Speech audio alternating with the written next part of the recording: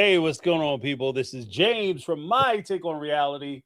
We're here with another live stream. Now, I know some of you saw the thumbnail and were thinking to yourself, what is James doing? What is this dude cooking up? And I was in the lab. I came up with this topic. I was thinking about it. I was pondering it. I thought it was something that was interesting to talk about. It actually came up during the course of the Saturday morning roundtable when I was talking to Local Arts, which we were departing, and this was a conversation we engaged in towards the end. And I thought it'd be something interesting to present to the group. So, as a result, we are going to talk about it tonight. Now, this is going to be a voiceover only situation because I am still working on something at a woodworking project, and I am a mess. So, I cannot be on screen right now, but I'm excited to talk about this very important topic. Hopefully, everybody's having a fantastic day. So I'm going to give a little opportunity for people to be able to log into the network, onto the live stream, so that we can kick this bad boy off, and we shall have a good time talking about it. All right. So let's get it, and let's get it going. Could be watching chefs burn pots in the kitchen, or influencers fake fights for attention. Drama queens with crowns, but no conviction. But now you're here, my addiction. Could've clicked that prank, that mukbang feast, or streams of gamers slaying beats. But you're here with me, not scrolling free, not lost in streams or reality. You're here with me where you wanna be, out the algorithm, just you and me. Could be watching cats knock glasses down, or a dude trying to stunt stressed as a clown. DIY hacks turn smiles to frowns, but you're vibing here, no fakes around sound. This ain't unboxing or ASMR, no clickbait titles, no rented cars. Realest channel in your repertoire. Stay tuned, superstar. But you're here with me, not scrolling free, not lost in streams or reality. You're here with me where you wanna be, out the algorithm, just you and me.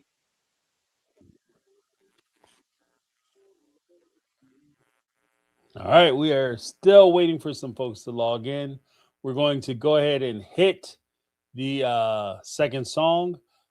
Just so you guys know, this will be the first, or I'm sorry, this will probably be the last time we're airing a live stream on My Take on Reality. The live streams will live on the My Take on Reality live stream page. It can be found at My Take on Reality Live.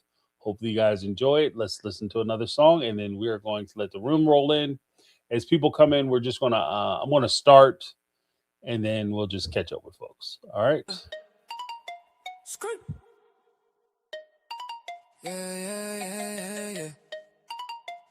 Yeah. Hey. Yeah. Scrolling through the tube, all the thumbnails flash. Cats doing flips, pranks gone bad, they crash. But now you landed here where the beats don't miss. Yeah, algorithm point, but you hit my abyss. Oh. Could've clicked the cooking show. Could've learned to tie a boat. But you chose this flow.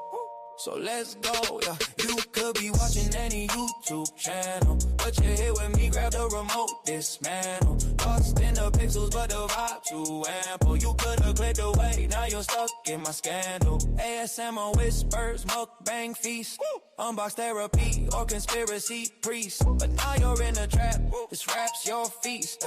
Chewing on the words, every line unleashed. Oh, 1 million views, 1 billion streams, but don't hit the vein of these digital dreams. You could surf the net, but you stayed in my scheme.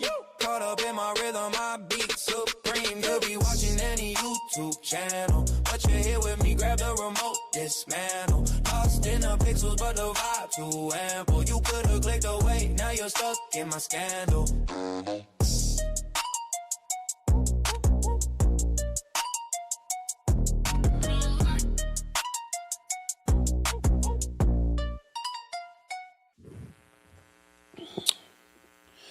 All right, we are back once again. Hopefully everybody's having a good time. What's going on, Darlene Hall and Katie? What's going on? Yeah, I like I was saying, this is a topic that I talked about last week during our roundtable. Local Arts, which and I had a little conversation about it towards the end, and I thought it'd be interesting to just kind of go over some things on you know dealing with young men and how we're raising them, how we're talking to them. And out of fairness to everybody, what kind of brought us together, brought a lot of people into the sphere or the circle of trust, if you will, was actually the involvement with sister wives. And so I'm actually going to use some examples of some instances that happen on sister wives as examples of what I'm talking about with regard to how we're dealing with young men and how we're raising men and the expectations that we put on these young folks as they not only come into the world, but as they come into our homes, as they start to date our daughters, our sisters, our friends, etc., etc.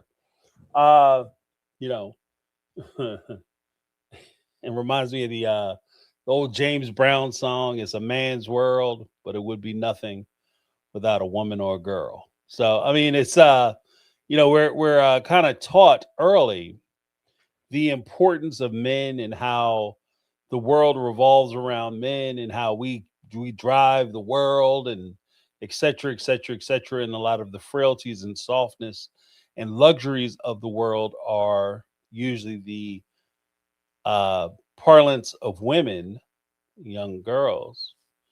But I think that that in and of itself is flawed in many ways. Uh,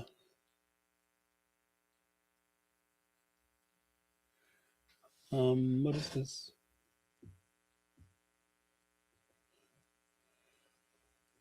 Did you see the new interview with McKelty? She said she was sad by a neighbor, and the parents told her to stop tattling. Huh. Oh, wait. Oh, as aid. What? Oh, McKelty. McKelty. Jody said it's on our Facebook page. Um, here's the thing. Here's the thing. That is a very incendiary statement. That's a very incendiary statement. Um, I hope that well, it's a weird like that puts me in a weird place because on one end, I'm gonna just address this because we're letting the room fill up a little bit. But it's a weird place because on one end, it's like McKelty, this is nothing to play with. This is nothing to play with. Let me say that one more time because I'm dead ass on this. That is nothing to play with. If that is something which happened, that shit is deadly serious. And it should be taken deadly serious. And it's weird to me that for years you have accused Mary of certain things. You said that, if Mary did this and she was roughing me up, and if I told you all the stuff that she was doing to me, that could destroy the Sister Wives franchise. And so therefore you refuse to go into any specificity or details as to how Mary supposedly mistreated you, talked nasty to you, etc., etc., etc. And then you come out and say that you were SA'd by a neighbor and your parents told you to shut up about it and stop telling. Don't be a tattletale. That destroys the entire they are good parents narrative. I will go on record right now. I will go on record right now and say that if you are a parent and something like that happens to your child and you tell your child to cover that shit up because you don't want them telling, because you don't want to be embarrassed, because you think it's inconvenient, because you think that whatever the freak reason you want to tell them not to tell somebody or not to relay their story or share their story or impart their story because somehow it may affect you or your relationships, you are a dog shit parent. Full stop. You're a dog shit parent. Not only are you a dog shit parent, but you should never be around children. If you are telling people who have been assaulted that they should never have a place to be able to relay the offense which occurred to them, you should never be around children. And that includes the children that you brought into the world. So but like I'm saying, this is dead. Like I take this, I don't play around with this kind of stuff. To me, this is not a cute thing where, you know, you did something wrong and the neighbor thought you did something wrong and popped you in the butt and you want to run around and talk about you got, they gripped you and tried to do things to you or some other ridiculous misunderstanding. When you level these types of complaints, I need people to take this shit because I want people to take it serious when the complaints are leveled and issued. And it does far more damage when we take it lightly. We play around with the idea, a notion that this is something that happened, or we put out that it's not a big deal, or it turns out to be a bold-faced lie. Like that shit will, like, look, if you're trying to make an enemy, that to me, that is like, we are enemies. If you do that, we cannot be cool. There's no going back for me on that. Like if you lie about that shit, there's no going back. Like I don't give second chances or grace when it comes to that kind of thing. So I just want to be very clear. Like if this is something that happens, she has every right to come out and say it. I hope she tells the story. I hope she comes out and exposes everybody if it's something that happened. If it's something that didn't happen, you need to come out and tell people right off the rip that you misspoke, you lied, whatever you need to say to clear that shit up. But if it's something that you're just trying to say so you can get attention, you're going to get some attention. You're going to get some attention. It's going to be the wrong kind of damn attention. You understand what I'm saying? Like, so, yeah, because I don't play when it comes to stuff like that. At all. Because it's too hard for people who have been taken advantage of in these situations and are survivors of these situations. It's too hard for them to, one, find the courage to come out and say something, and two, when they do find the courage and the gumption to come out and tell people what happened to them, it's too hard for them in a lot of cases to be believed.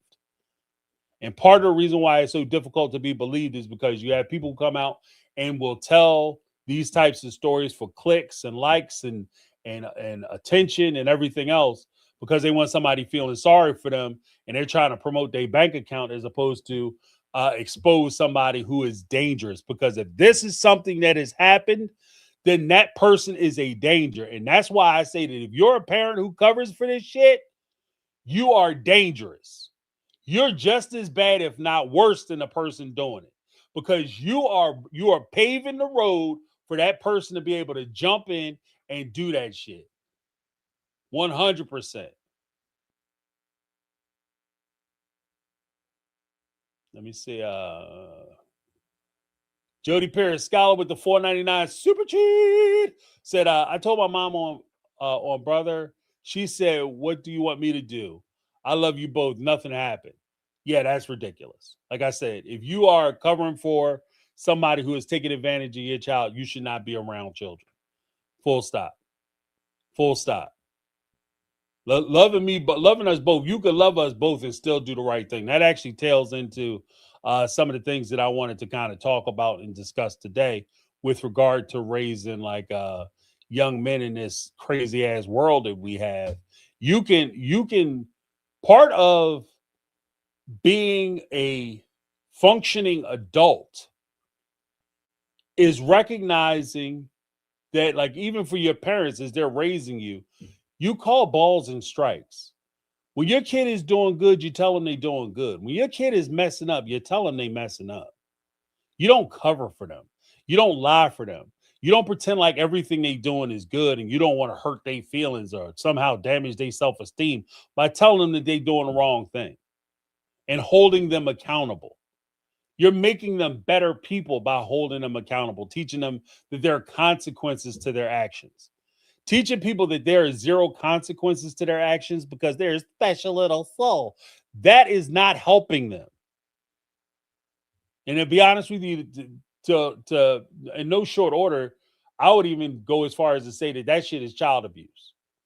If you are teaching your kids that they're bulletproof and everything that they do is somehow immunized against any punishment because, I love you both and I don't want to see you get in trouble, and both sides somehow a situation where one child is being offended or taken advantage of and the other child is doing the offense and they're taken advantage of, and then somehow we're going both sides that bullshit, there's something wrong with you, and that's abuse. Like, it's abuse of not only to the child who you are denying justice or peace to, but it's also abusive to the child that you're allowing to get away with it.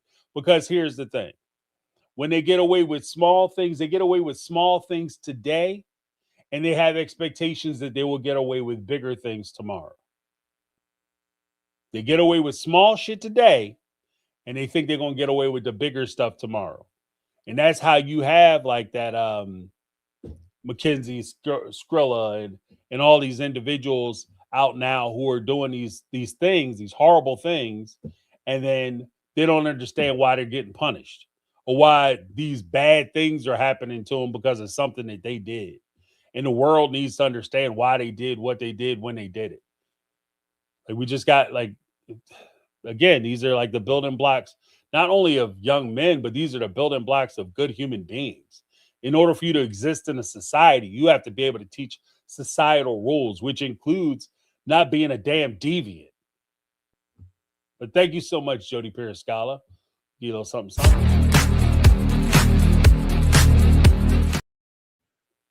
She clarified by saying it was just an attempt. Doesn't matter to me. If you tried it, you tried it. Just because you failed don't mean you didn't try it.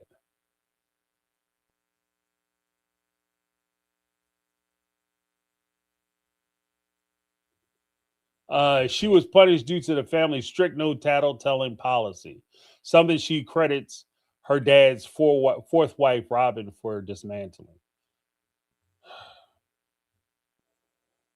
If you look, I get it. For me, it might be a no snitch rule.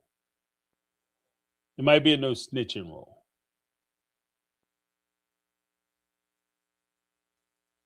You know what I mean? A no snitch rule or no rat rule is if you are involved in an offense or deviant behavior, not necessarily a crime, usually it's, referred to criminal behavior. But if you're involved with some kind of deviant behavior and you get caught and you try to leverage your knowledge about someone else's involvement in said deviant action so that you can get a lighter sentence or you can get some kind of relief, then you're a snitch, you're a rat.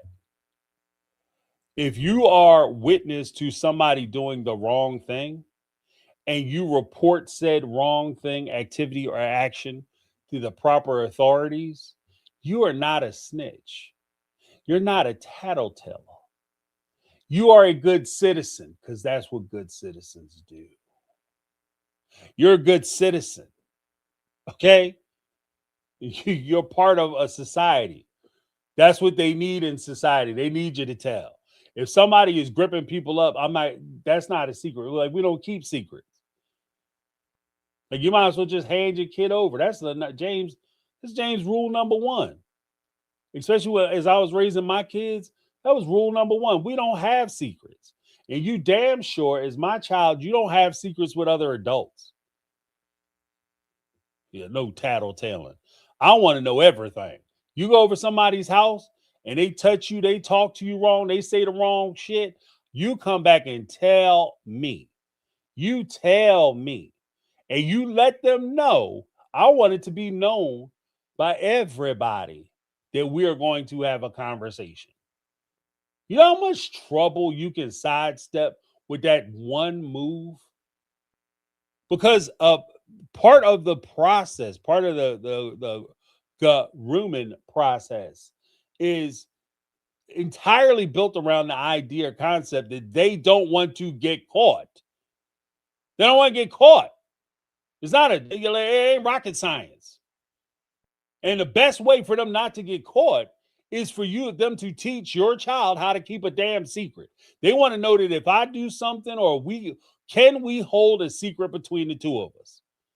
And once I understand whether we can hold a secret between the two of us and you're willing to not tell your parents because of your embarrassment, they're unwilling to hear it, they're unwilling to be uncomfortable, or their refusal, well, let's call it what it is, their refusal to be a parent, their refusal to actually be a damn parent, because that's what that is. And so if they refuse to be a parent, then yes, that person is given a green light to go ahead and proceed. However, if they're put in a situation where this kid has a big ass mouth, if I try to say the wrong thing to this kid, he gonna go back and tell his mama. If I show him some pictures that make him feel funny, he gonna go back and tell his daddy. And if I try to touch him in a certain place, maybe it's a place of privacy or a place of concern, or he don't know what it is, but he feel funny about it, she feel funny about it, they very well may not only talk to the parents, they may talk to the police. So therefore, when these people are making these assessments, these mental notes, they take note of that. That's why it's so important for you to not have a situation where you tell your kid don't be tattling. I'm not trying to raise the coolest kid in town. I'm not trying to raise some kid with some bullshit ass street rules that don't apply to anybody. The only people who pay attention to that bullshit ass no tattling, no snitching rule are the dummy ass henchmen. Because you bet your ass that when the big boss get caught and he's faced looking down a life sentence, he tells on everybody. He giving up names, tapes, dates, times, phone numbers, addresses, birth dates, places he met people. He's giving up people on shit he thought he saw. He giving up everybody. The only dummies who don't tell are street level idiots who think that they somehow are honoring themselves or some kind of dumbass code. Anybody else is cutting deals.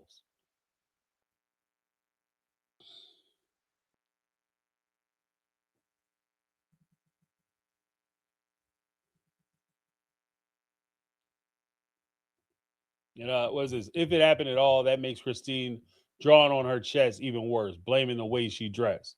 Look, if it happened at all and they said don't come and tell us,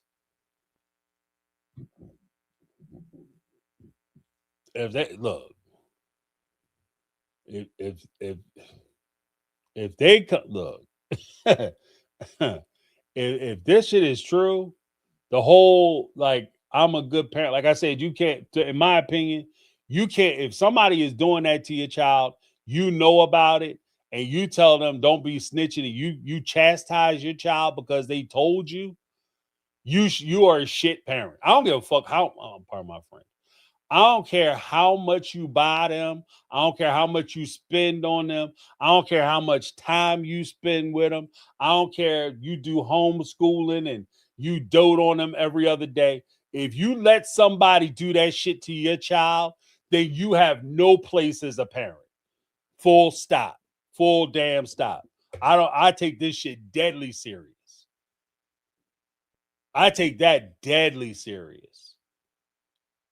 That's to me, that because your job as a parent, first and foremost, your primary job as a parent is to prepare your child to exist without you. That's your primary function as a parent. Now, part of that function, and even as a secondary function, is to make sure that your child grows up as healthy as possible and they grow up as safe as possible. Your job is your personal responsibility is the safety and well-being of that child. And in no way is that being served if you're allowing people to diddle your kids. Point damn blank. And I don't give a shit. I don't care about, like, look, I'm gonna be honest with you guys. I give a lot of credence and a lot of credit to this is how they were raised. They grew up in the cult and all that bullshit. But I'm gonna tell you right now, I don't give a shit about none of that. You can miss me with all that. If you sitting there, I don't give a shit if you grew up in the most cultiest cult in the world. If you letting somebody sit up there and mess around with your kids, I have a problem with you. I have a problem with don't be telling, because we don't want the church to look bad. I don't give a shit. I will burn this place down. Are you crazy? Before somebody put their hands on my child, you understand? I don't know. Look, you don't get me all worked up.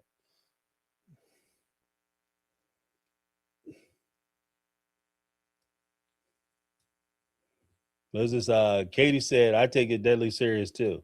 Not sure if she knew how bad that statement would make all the adults look. Yeah, that makes them look like dog shit.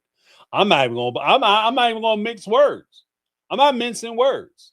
If it's true, and any of those parents, look, I'm gonna tell you right now, I love my wife to death.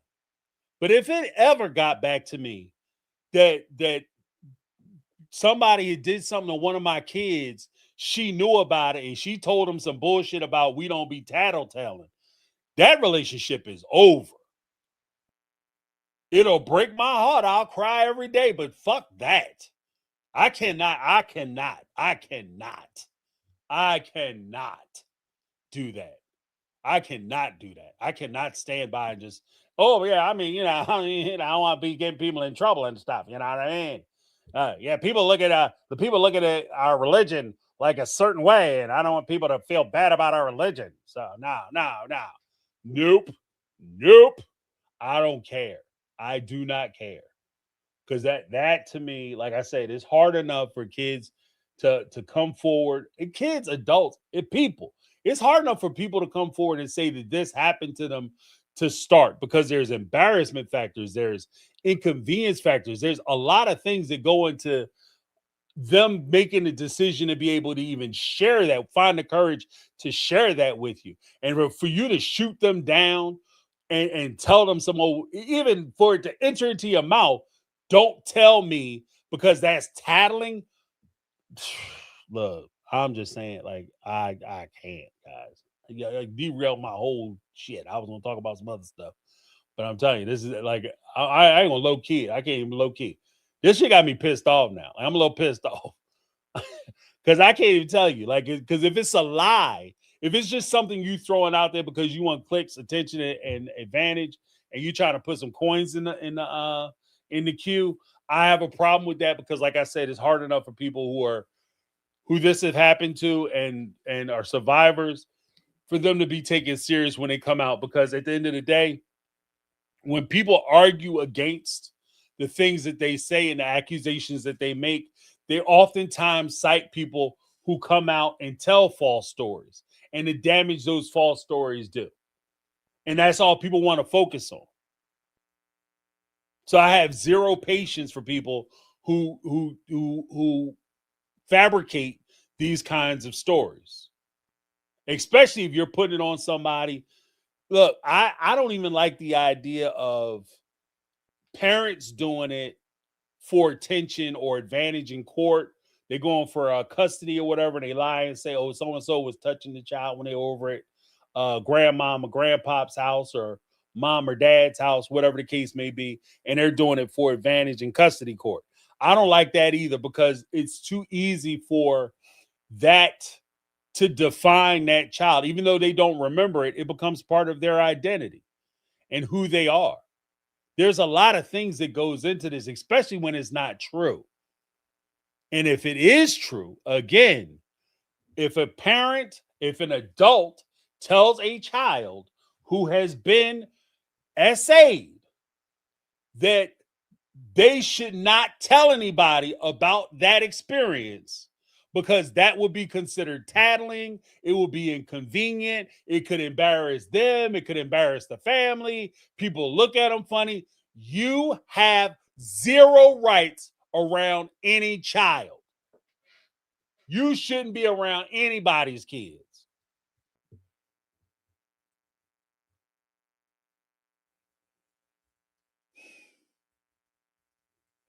Hey, TLCLs, what's going on? What's going on?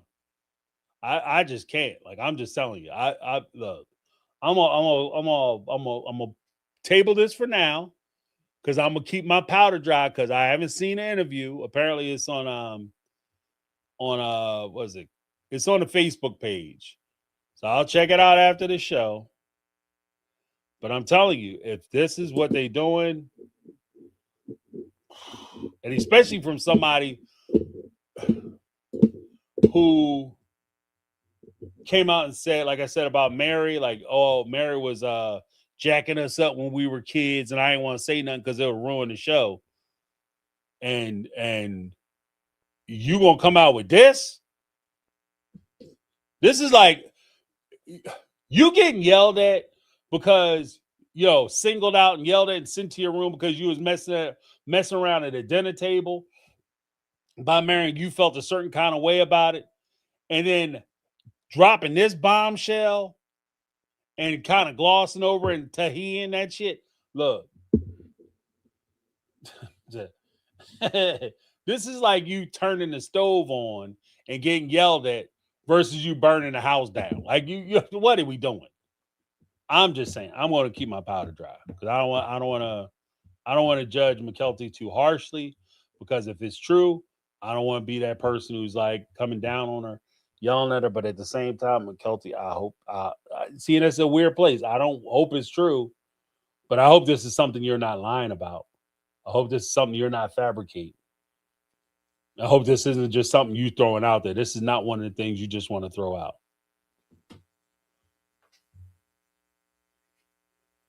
You know what I mean? This is not something you want to just throw out. Because this shit is not a game. This is not a game. This is not a game. This is dead ass serious. This is deadly serious. When you say something like this happened, there are too many people in the world who have suffered through this, who have gone through this experience and have lived that real life for you just to try to co-opt their story because you think this shit is cute. There is nothing cute about it. There's nothing fascinating about it. There's nothing interesting about it. This is not something that you could just take, pin it on your chest like a medal and walk around and show it off. And then when shit gets uncomfortable, you take it off and put it in your drawer, you hang it in your closet. This is something that you carry around every day. When you interact with people, this is something that you carry. This is a burden that you carry in all your interactions, in all your decision makings, in all your relationships. This is something that you carry. So this is not something that you pretend that you went through because you thought it would be an interesting talking point on a reality TV show or on a YouTube page. And so that's why I'm saying, like, if this is something that maybe she misspoke on, you need to come out and clarify that shit immediately.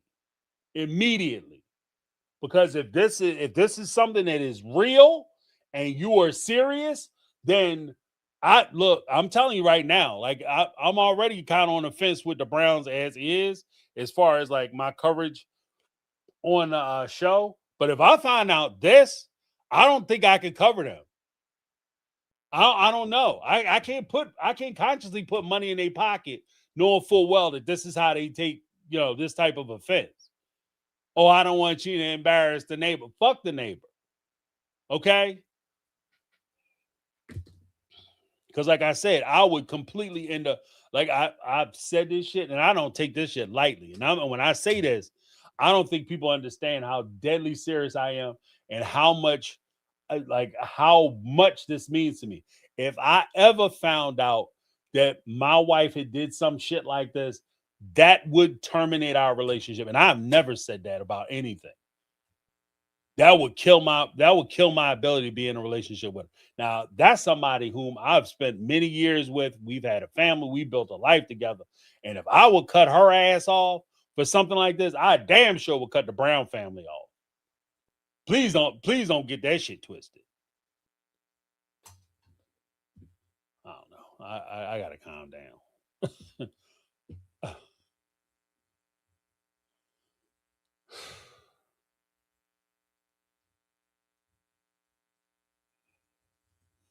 Just saying, this is not a game. This is not a game.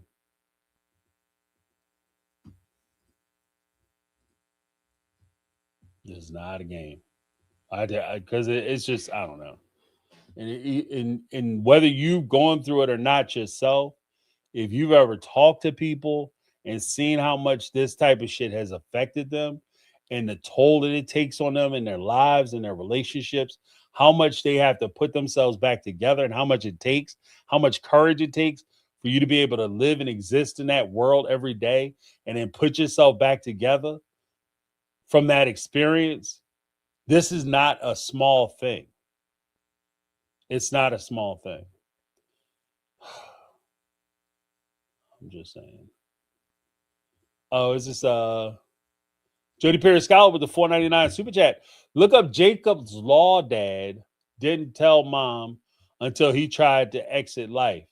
The law is now has to inform both parents. Yeah, tell both parents. Let me know. Well, I'm saying, I don't know. Because you let me know I'm going to jail. Like, I don't know. I'm just saying. Like, I don't know if I can handle it. I'm just saying.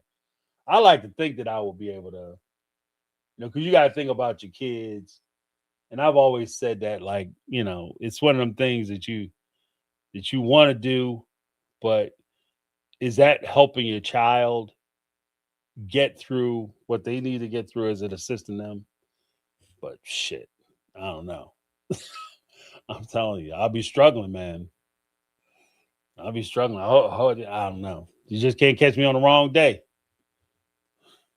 I'll go over there, do what I got to do, and I'll sit on the curb waiting for the cops to get there. Yeah, I did it. You know what I mean? But, yeah, so you're going to need some mops in there because you're going to have to bury my man in a hat box because this shit is crazy. I mean, we got a little wild up in there. There's no way, though. I can't. Because like I said, your job as a parent is to protect your child and prepare them for life.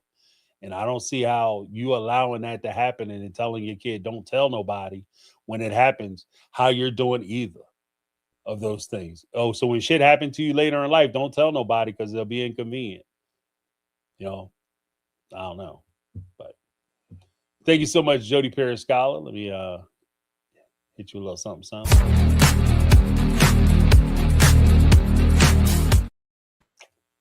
All right. So damn.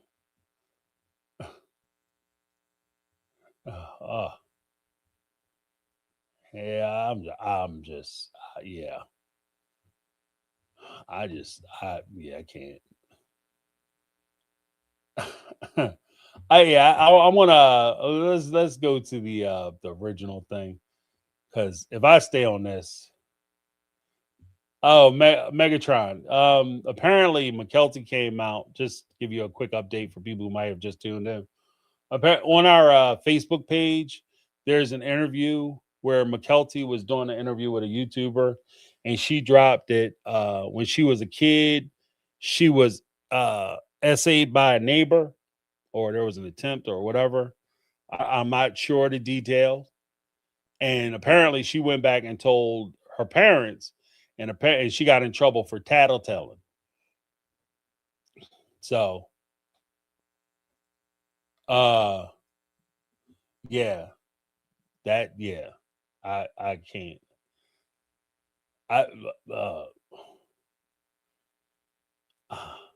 Yeah, like that whole shit. You don't understand how much that, like, it's not even a thing where, like, it just bothers me. Like, I can't, man. It bothers me. It bothers me to the core. Like, it just, Like when you hear shit like that, it just bothers me. Because you just setting your kid up to be a damn, like you're setting them up. Especially when you have like these freakos and these short out mugs, they start hearing that, oh yeah, if you do something to so and so down the street, her parents don't even want to hear about it. What? You might as well just put your kid out there in a tube top and a mini and just, you know what I mean? At that point, you might as well just put a damn sign on your lawn. Open for business. That would be, look, y'all, that shit is crazy. That's cray cray. Okay. And my recommendation has always been, and I said this earlier, I'm gonna just restate it real quick, and then we're gonna jump into the joint. My statement is this: when you talk about a grooming, okay, I say it like that because I gotta bring it up for YouTube. But when you talk about that, the whole purpose in that thing is not just to get them ready or suited so you can start taking advantage of them. The primary goal in that whole process is to keep from getting caught. The secrets, the leverage, all the things that are built into that are to keep the person who is trying to commit the offense from getting caught. The chief thing amongst that is the person whom they're planning to victimize, their ability to keep a damn secret. Or if you have non-freaking parents, because let's call it what it is, if you are telling your kid that this thing happens to you, I don't want to hear about it, you just might as well go ahead and say, I don't want to be a mom or a dad. I don't want to be a parent. The shit is inconvenient. That's not what I'm doing today. And you're basically turning your kid over to whoever, whatever is out there in the street.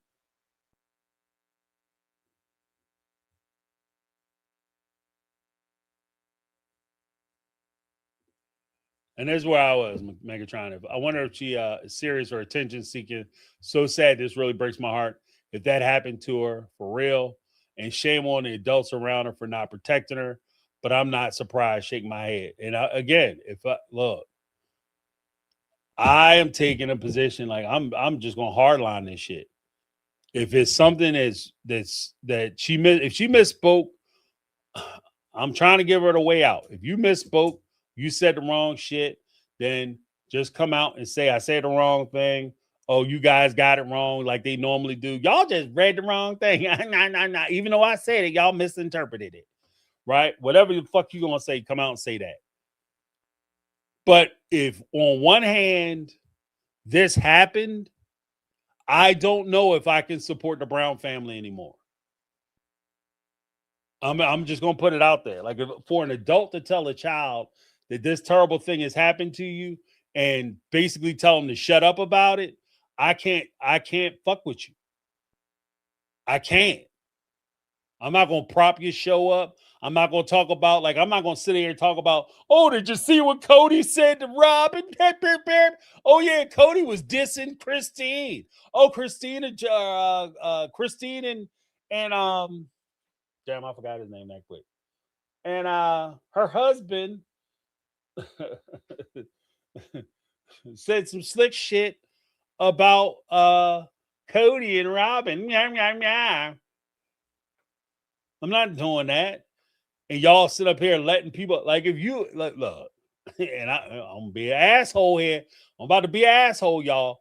I'm just to let you know, forewarning. I got tired of saying I don't want to be. I'm gonna go ahead and be an asshole. If you are sitting there allowing somebody to take advantage of your child, as far as I'm concerned, I don't give a shit if your husband took advantage, ripped you off of every nickel in your bank account. If you letting somebody mess with your kids and you don't want to hear about it because you too worried about catching D from your strange ass husband, your strange ass estranged husband, you so worried about that, you letting your kid get jacked up and felt up by the neighbor. I don't give a shit that you having problems. I don't care. I don't care. Oh, he didn't treat me with respect. Well, you didn't treat your kids with respect. How about that? And when it comes to Cody, you're responsible for yourself. Yeah, he might have been an asshole. He made some promises. He didn't do the right thing by you. I get that. But at the same time, you were an adult when you were with him. Your child is 100% your responsibility. And if you sat there and abdicated your responsibility to your child, it's very difficult for me to sit there and make arguments on why this other person is wrong when they mistreated you as an adult. Can I go ahead and say that? I'm sorry if I hurt somebody's feelings, but that's just, I mean, I can't do it. I can't do it. Like that shit, like you don't understand how pissed off I am for real. Like that, I am pissed. That would look. That is crazy to me. That is crazy. I would never tell my child. I would never tell my child that if they came to me and told me something like that, yeah, baby boo, that's tattling. We don't tattle on people. That shit when that wouldn't even cross my mind. Okay. The only thing crossed my mind would be how am I get over there and potentially how can I get away with it? That's it. Like, I don't understand what the shit is the conversation. Are we calling the cops or am I going over there? Or are we doing both? Those are the options. Those are the options. Are we calling the cops or am I going over there?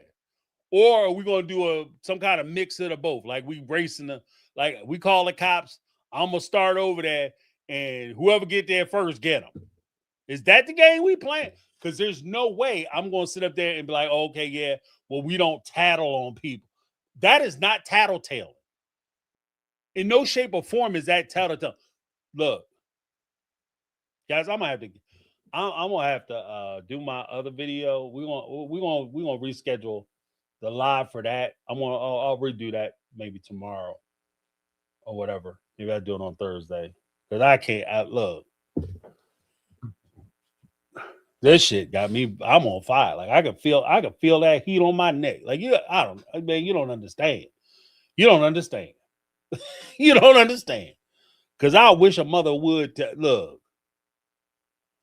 I wish somebody would come in and tell me that something happened and they told my child not to tell me because that would be tattletaling. Everybody gets it. That's the way James roll. Everybody gets it. If you knew about it, you should have known about it. You profited from it. You benefited somehow, some way. You are on the list. You are on the list. There is no way in the world I'm cutting people down because, all of a sudden I'm embarrassed. That's not an embarrassment to me. You don't get to offend my child, to do something to my child, and somehow my child or me or anybody I'm associated with is going to somehow feel responsible for the shit you did. That's not a thing.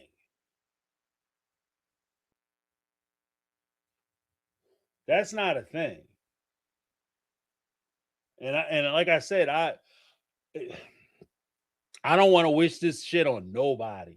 And that's what bothers me about the whole thing because I do have like Megatron came in and said right off. I said right off, if this shit is like if this is just something that she's saying because it's something that could get attention or it could make people feel like sympathetic towards her, I have a problem with that shit. I do. I have a problem with that. You know? And it bothers me because that's even a question in my head. Like that bothers me. So I'm mad about that part too. I'm mad at myself because she should be able to come out and say, this is what happened to me. And I should just be believing her. But at the same time, it just seems so strategic that all of a sudden now they're dropping this little tidbit. It's coming out now.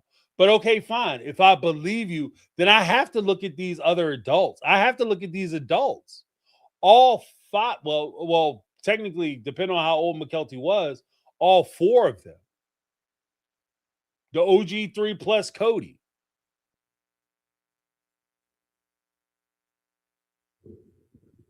I'm sorry. Like, you don't like, and I get what Jody's saying, like, it was an attempt, But as far as I'm concerned, like even the attempt shit, like I do not give credit for failure. If it's something that you tried to do, just because you were not successful does not, or it did not succeed, does not mean that somehow it's okay or it's less than. The fact that they tried it and it didn't work is to me just as bad. Like I am not taking, oh, okay, well, they tried, but because my kid is my kid, they was able to sidestep the Fugazi. No, no, no, no, no, no, no, no, no, no, no, no, no.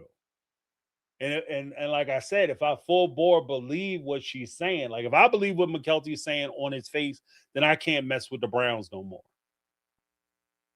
If she's saying it was like she was told, that shit is like if she something offensive like that happened to her, and she was told in any respect that you telling or relaying to people that this experience happened to you is somehow tattletelling, I cannot fuck with the Browns anymore.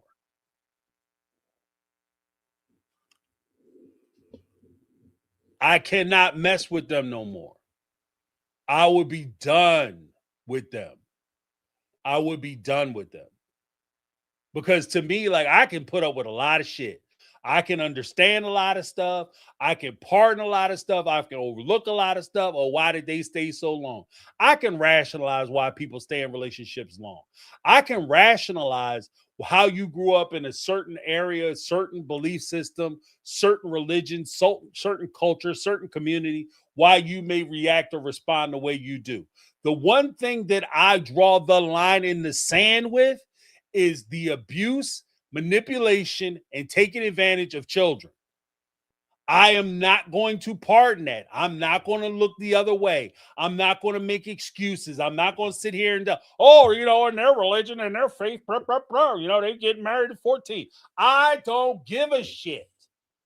I don't care. I don't care. And that makes me, and maybe that makes me an asshole, whatever the case may be. I'll just have to wear that badge. You know what I mean? I'll have to wear that badge. I just have to wear that. That dunce cap of assholdery or whatever the hell we're gonna call it. But if that shit is true, I can't roll with them. Because as far as I'm concerned, you're all trash. Especially when you're sitting there and your entire show at this point in season 20, really from season 17, well, technically it'd be before that even. But in the most recent seasons, the entire thing stopped being about the family and showing us how this polygamous family works together, lives together, thrives together. And it's all been about how Cody and Robin are taking advantage of these three women. Let's call it what it is. That's what the show is about at this point. How Cody and Robin are taking advantage of these three women and their kids. And if these three women sat there and let their children be taken advantage of and are told that if they go back and tell what happened to them, that somehow they are at fault for saying that this is what happened to me, then the fact that this man ripped you off for some money, I don't give a shit. I can stand with you and stand by you and stand up for you in any other situation like that. But what I can't do is you throwing your kid under the bus because it's embarrassing to you and you don't fucking want to be a parent. Let's call it what it is. And then all of a sudden, you want me to feel bad for you because you 50 years old, and he done ripped you, got you for all your money. And let's be honest. Like I said from the beginning, at that point, he didn't get you for your money. You fucking gave it to him. And we're going to be all the way honest about it. Because you signed the documents that put them on your bank accounts. You signed the documents so that you could send your paychecks to his bank accounts or accounts that he had access to. So he took advantage of you with your full adult ass knowledge. You're a grown ass woman. and you got taken advantage of. Now, I can appreciate the fact that people get fooled, people get tricked, people get taken advantage of, and it shouldn't happen. And I will defend you. I will argue for you. I will fight for you. But you're, at the end of the day, you're still an adult. What I can't do is sit here and try to make excuses for you on why you were somehow the victim and how Cody was so wrong for taking advantage of you and how Robin is such a biatch because she was taking advantage of you with Cody. But then at the same time, sit there and say that, oh, well, you know, you was confused when it came to your kid getting touched because you didn't want to be embarrassed. Like, I don't understand. Like, somebody, there's some splaining to do.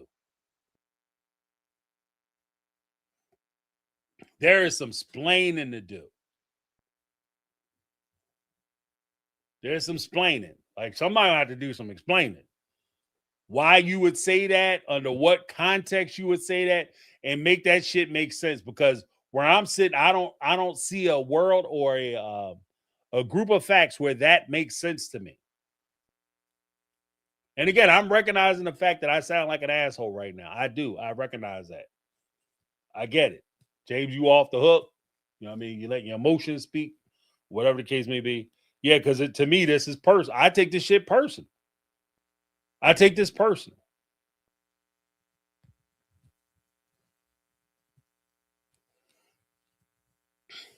I take that personal because it's too hard. Like I said, it's too hard. I've known in my lifetime, and I'll say this, in my lifetime, I've known too many people who have had to deal with this type of circumstance and situation. And I've seen the effects of what this does to people. What this does to people. And it's not a small thing. It's not an easy thing. And so that, like I said, I take this shit deadly serious. I take it deadly serious. If this is something that actually happened, then we need to talk about it. If this is something that, you know, somebody is just throwing out there to get attention, this is the wrong damn place. For me, this is the wrong place for you to, the wrong thing for you to lie about. Because it's too hard. Like y'all, they got me stuttering, y'all. I'm so mad I'm stuttering. You know what I'm saying? Well, you gave me a damn speech impediment. What the shit? But this is something that it takes so much for somebody to come out and reveal that this is something that happened to them. It requires so much courage. It requires so much. And there is a point where even people who have had years of therapy, years of healing, years of conditioning to where they can talk about their situation. There's still an element, if you actually sit down and listen to them talk, you listen to them talk about it, you can hear in their description of what's going on, no matter how long it's been, you can always hear that pain. You always hear that pain. That's not something that goes away. Just because I had 100 hours of therapy, I talked to this therapist and they were amazing. I went on some trips and shit. I went and touched the foot of Buddha over in China. I kissed the Blarney Stone in Ireland, and I went and touched the magic rocks in Scotland.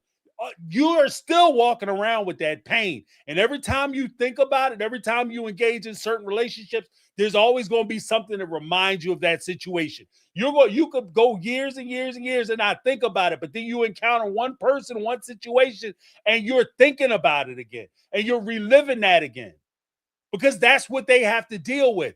And for somebody, and I'm saying this, and I'm deadly ass serious about this, for somebody to sit there and play with that shit like it's just something to say so that they can get attention, I'm telling you right now, if that's the case, you have an enemy.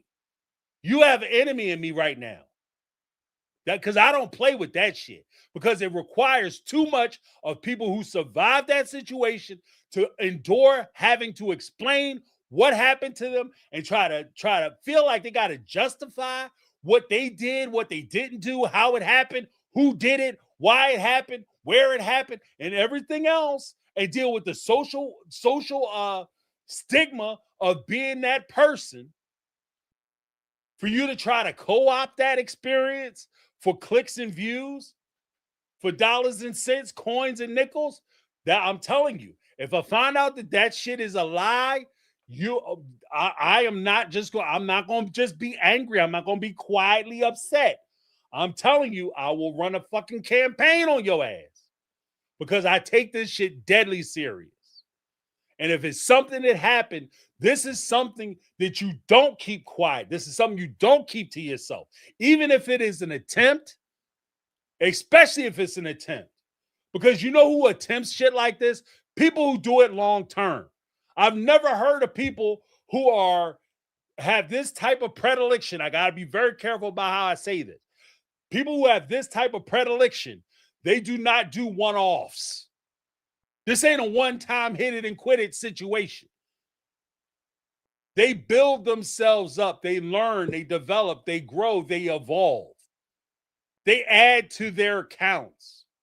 So if they tried and they failed with one, they're just going to try and try until eventually they succeed. So for a parent or an adult to be aware that this person is out there and for you to cover for that person for whatever reason, I don't give a shit what your reason is.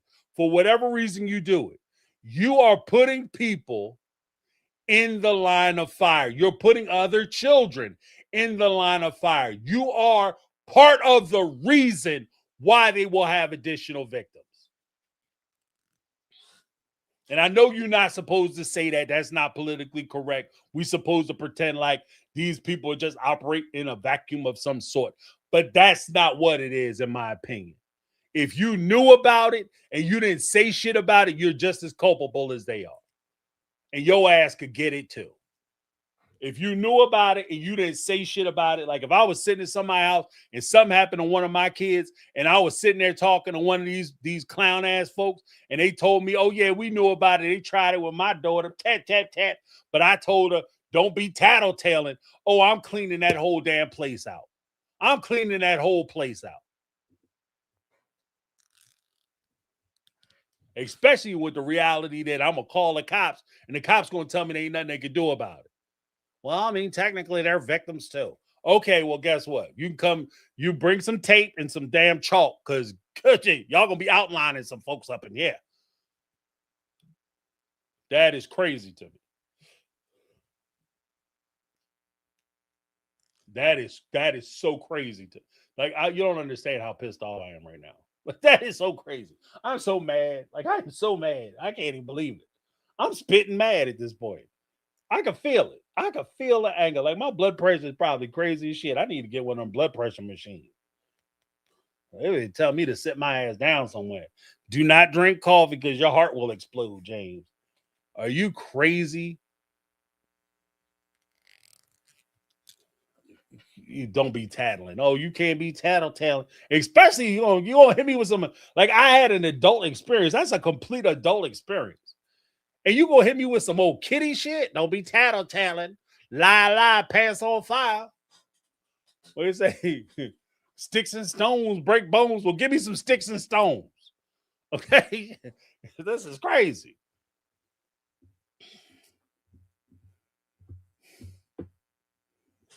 I can't, y'all. I can't do it. I don't. There's some things in life that I don't play with. And that's one of them things I do not play with that shit. I don't appreciate it. I don't like it. I know I try to be fair in most cases. Like I try to be fair, I try to be the rational one. I try to, we're gonna keep it cool, guys. We're gonna try to find a reason and a ration. I try, but there's certain triggers I have, and that's one of my big ass triggers. That's a trigger for me. That's a trigger for me, especially when it comes to parents and their neglect to protect their kids from this kind of thing.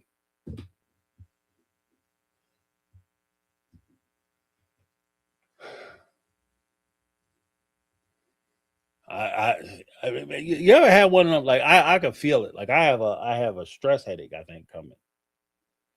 Like because that really, like I said, when you listen to people and they tell their stories, because we have a really good core group on on call in on Saturdays, and we've heard some things from folks who call in on Saturdays. They've shared, things that have gone on with them, and I will be honest, like that's not like the first time I've had these conversations with people, and dealing with people in your life who have endured this kind of thing, and seeing like the real life, real time effects of this and how it affects them.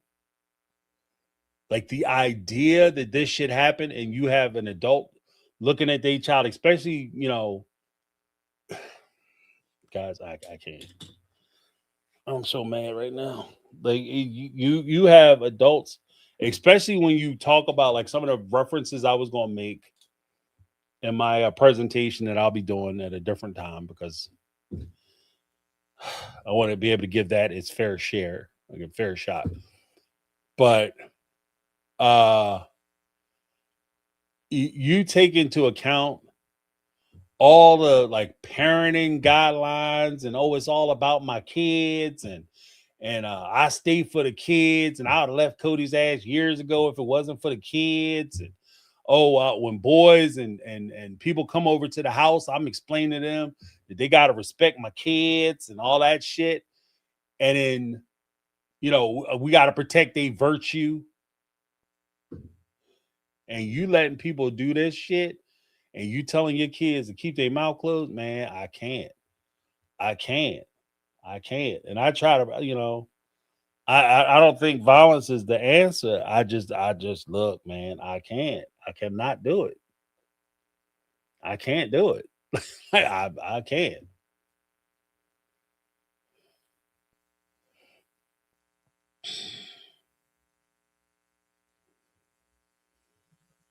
This is Megatron said, James, take a tension headache head from the Dollar Tree. Dollar Tree has, I'm telling you, I might have to. I'm gonna go down and say, I got a bottle of Gentleman Jack down there, and I haven't touched. I had to crack that bitch open. Me and Gentleman Jack might have to have a conversation this evening. You know what I mean? Because that is, man, I got to calm down. Like, calm down, James. It ain't even your child. But see, at that point, it doesn't even matter. Like, I just can't, man.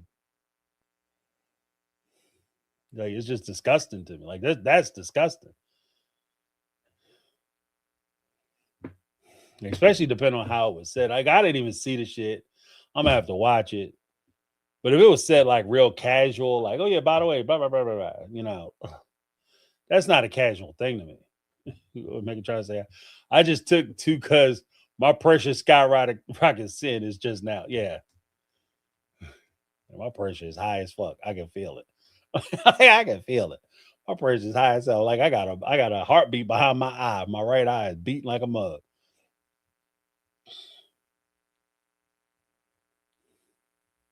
I can't.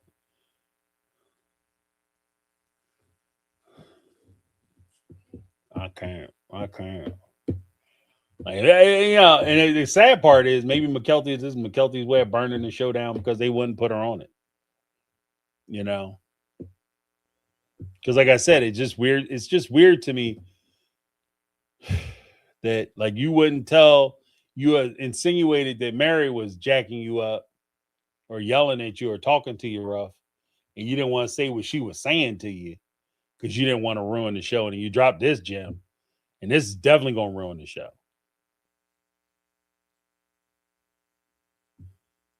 Because I can't look like if this, like, I don't know, man, you tainted the ball. Like it's I would say, like, if this finds out to be true, but I think that it does damage regardless, because I'm gonna be looking at them side eye from this point forward from now on.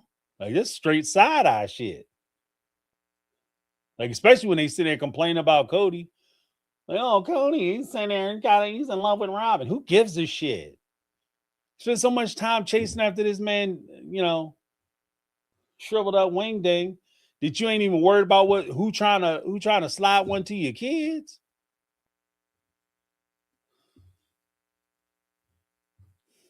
And even as a snapshot, like, what kind of man What kind of man would sit there and hear this shit and be okay? Like I said, I couldn't be with a woman if I thought she told her kids like something happened to you, don't tell nobody. We couldn't be together. That relationship would be over. You know, like I love you, but I gotta let your ass go. Straight up. I love you, but I gotta let you go. Because there ain't no way in the world. I can't even look at you. You know, and that was one of the things too, like because even talking about like choosing partners, when I first met my lady, that was actually one of the things that I found attractive about her. You know what I mean? Like because you start to as you start getting closer and you start putting together like whether you know this is a long-term person or not, and you start kind of scaling it out. Like if we have a family, what kind of person would she be? How would she be with my kids? Would she be able to take care of them? If something were to happen to me, I wasn't going to be around. I wasn't going to be able to do it, whatever the case. Would she be able to keep it going, you know, and adhere to like the moral standards and things that I have? Does she have those similar attributes and would she uphold those things? Would she be able to take care of the kids? And if you are in a situation where something happens to one of my kids and you tell that child, yeah, we don't tattletale, then the resounding answer to my question is no, you are not a good partner. And me and that child, I don't give a shit how much I love you. Me and that child cannot be around you anymore because you are not safe. And what's funny to me is that they throw that term around because people disagree with them. I don't like talking to them because it's not safe. What's not safe is something happens to your child and you tell them that they can't say shit. Excuse me. Because it makes you uncomfortable or it makes you some kind of snitch. Like I said, I go on record once again. Snitching and tattletaling is not reserved for when you are the victim of a crime. If I'm walking down the street and somebody slap a brick upside my head, and I call the police and say, this guy slapped me upside the head with a brick and stole my wallet, I am not snitching. I am being a good citizen. That shit is not snitching. I am testifying is what I'm going to be doing. I'm a witness and I'm testifying against your ass. That's a good citizen. Snitching, ratting, stool pigeoning, or anything tattletaling is when you are involved with said deviant behavior. So if me and another guy decide we're going to go down the street and slap some lady upside the head and take her purse, and when we running away, I trip off the curb, break my leg, the cops pull up and arrest my ass, and I say, oh, if you let me go, you let me go, I'm going to tell you who else was involved. I'm going to give you his name. If you cut my sentence or go light on me, then I'm going to tell you what else we did and what else we was involved in. Or I'm going to tell on somebody else so that I can get less of something. I'm going to tell you about somebody who's out there committing unalivings so that way you can let me go. That shit is snitching. That's tattletaling. That's stooling. That's ratting. Because you're involved in that world and you're turning your back on that world. I have no affiliation and no allegiance to somebody who is committing a crime or an offense against me. So that's ridiculous. And again, even if you are committing a crime, I'm going to be honest with you. Only dummies go to jail, abide by that no snitching rule. Because you never not once seen a kingpin who get in trouble who don't tell on everybody. That's part of the reason why they tell a dumbass henchmen, don't you tell on nobody, because they trying to save all that information for when they get locked up. So they have bargaining chips because they got to give up something. That's how they get out of jail. Your dumbass going to jail forever. Talking about, I ain't no snitch. I ain't no punk. You going to serve 20 years for somebody else's shit? Something somebody else did? Because you ain't no punk? No, you's a new fool. Okay? You's a new fool. Because I ain't missing one Christmas. Shit, I ain't trying to miss dinner for nobody. Okay? I'm telling. You fuck around with me, I'm telling on your ass. You going to jail. I'm a bad partner. I'm gonna tell on you. I'm not trying to be inconvenienced at all.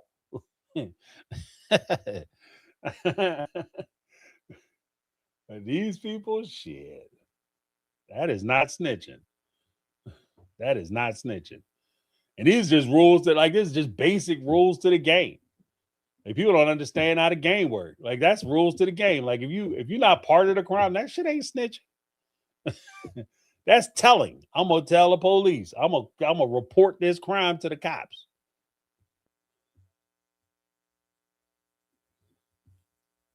What is this?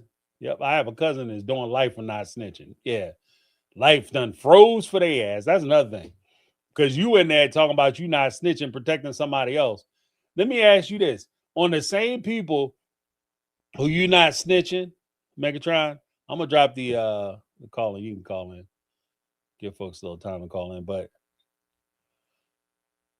when they sit up there and say, I'm not gonna snitch on Joe. Joe committed this crime. Police got me. Police, fake 55-0, whatever you call them, right? One time. They got me. And they're about to hem my ass up for some shit I didn't do. And I know that Joe did it. And I could prove that Joe did it, but I ain't no snitch because I ain't no punk. And so I'm gonna do Joe's time. My question is this, just real quick, easy question. When you in jail, is Joe putting money on your books? Joe surely is coming to visit you every week. He's definitely coming to visit your ass every week, right? You know, every time you got visited, and he gonna tell you about all the shit you missing and all the great life you missing, blowing, because you did him that favor, because you ain't no snitch, because you ain't a punk. And Joe want to make sure that you know that he looking out for you. Right? You know what happens? Your dumb ass go to jail and Joe forgot all about you. And what really happens is, don't go to jail and have a fine ass woman at home. Don't go to jail. Let me say it one more time. Don't go to jail not snitching and have a fine ass woman at home. Because Joe, the guy that you not snitching on, is going to be over there taking care of your lady for you. Have ass legs cocked up somewhere, you know, while you away during that time, big dummy. Like, don't do no time for nobody else. You let him, if you look, what does the song say? Don't do the crime if you can't do the time. Look, you knew what you was getting involved with when you broke the law. So let me go ahead and get out the way and let you take care of this business. This ain't got nothing to do with me. And half the time when they live in that high life, you can't tell them shit anyway. It ain't like the man coming down there breaking you off, taking care of you, paying your bills, and then you get hemmed up and he be like, you know what, man, because you was taking good care of me, I'm gonna go ahead and do this time for you. Half the time he just looking at you for the hookup. Fuck that. Going to jail for nobody. Stupid. Like that's a dummy. Like I say, you a new fool. You go to jail for somebody else doing somebody else's time, you a new fool. I ain't doing nobody's time. Shit. Let's be honest. Like I said, I'm having to my kids. I might be trying to figure out how I'm not doing my time. I'm definitely not doing no time for somebody else. That's crazy. You're a crazy person.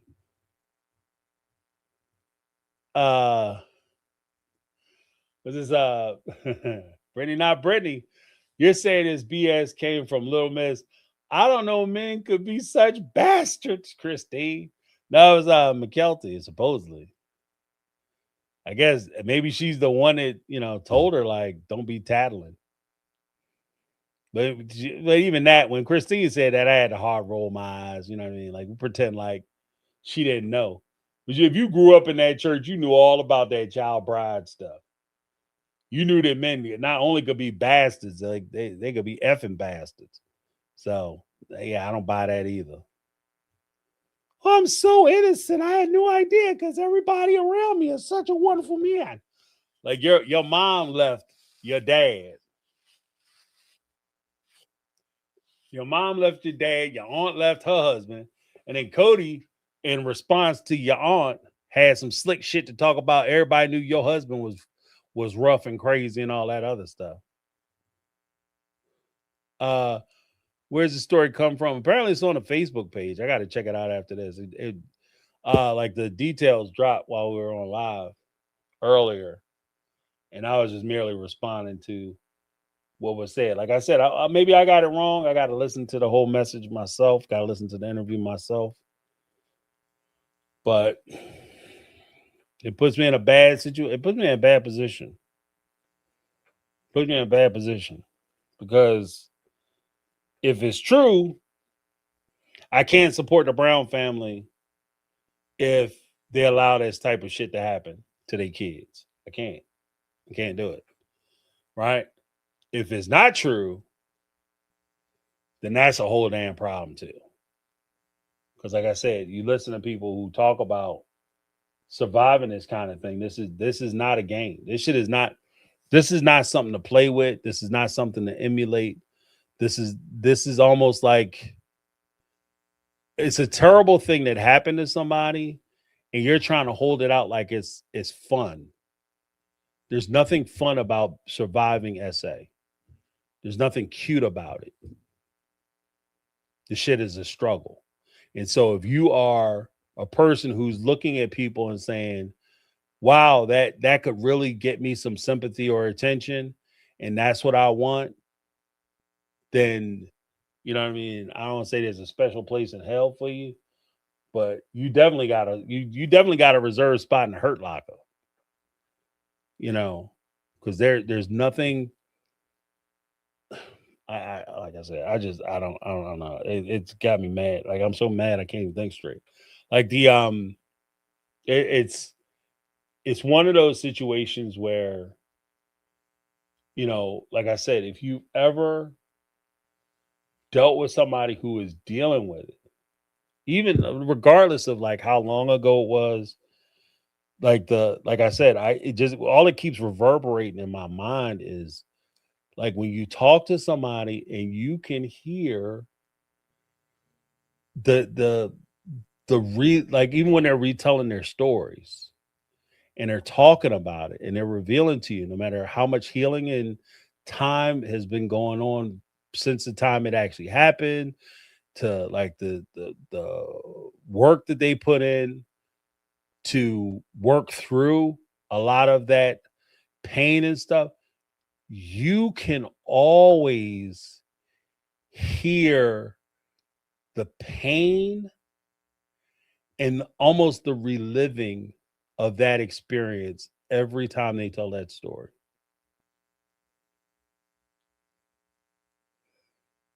Every time they tell that story. Every time they talk about what's happened to them, every time they relay like how they felt and even how it has affected their current relationships, how it affected their previous relationships, how it affects their self-esteem, how they see themselves, how they judge themselves, to what standard they hold themselves. We've had conversations on Saturday, and like I said, these are not the first conversations or first people that I've met who are survivors of this. And then when you talk to them, there's a logical part, and there's a real part. The logical part is, hey, this terrible thing happened to you. It's not your fault. This person did this thing to you, and you had nothing to do with it. There's nothing you could have done. You were powerless in this situation. You were a child. You were relying on an adult to come in and protect you, etc., etc., etc. And all that shit makes perfect logical sense. But none of that fucking matters when you're talking to somebody who is dealing with it and they have and carry their own opinions of it. And despite what the logic of you saying is and how you feel about it, they have the opinion that deep down, I should have did this, or I should have done that, or I should have known better, or if I would have only did this, or if I only would have wore that, or if I would have left that person alone, if I would have been paying attention, if I could have did that. And there's a million things that are running through their minds as far as how they see the world and how they approach people and how they approach their relationships, who they trust, who they don't. They'll be fine for years and everything is cool. They might not even thought about it in years. But then they have one incident or one circumstance or one comment away, and all of a sudden they right back in the middle of the pain.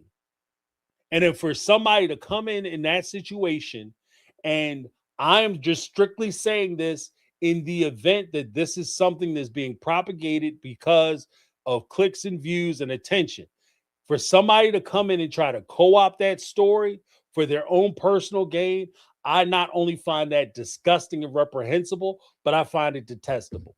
Like I think that you are a truly, truly, truly deep down undercover piece of shit, regardless of how much you may, you know, how nice you may be, or for whatever reason you're doing it. Because you're not just damaging yourself, it's not just on you, you're also damaging people. It's disrespectful to people who have survived it. It's also disrespectful and disingenuous to people who have survived it and may have to tell their story and try to be believed. Part of the reason why, like, look, we can go through the numbers and the statistics, but when we sit here and talk about like false allegations, the number of false allegations are tremendously low compared to the number of events that actually happen. That's the first and foremost part. The second part is unreported incidences of SA are extremely high, and there's a whole myriad of reasons why people don't come forward and tell their truth and share their experience. There's a whole myriad reason why people don't do it, and some of the chief reasons amongst that is because of fear of not being believed.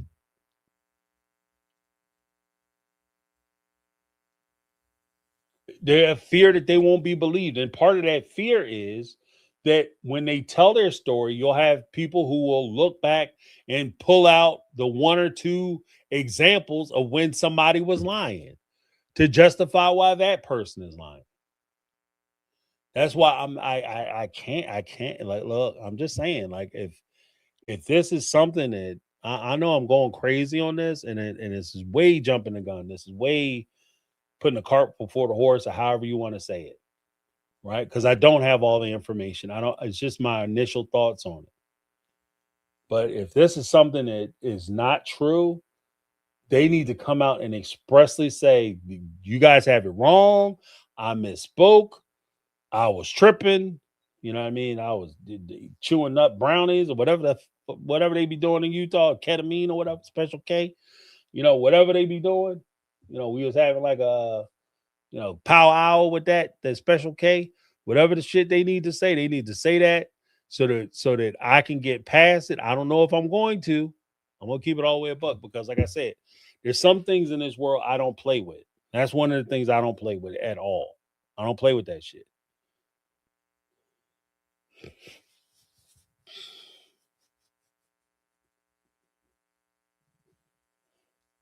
Yeah, I don't play with that. Like, that's not something that I do not take those types of allegations lightly.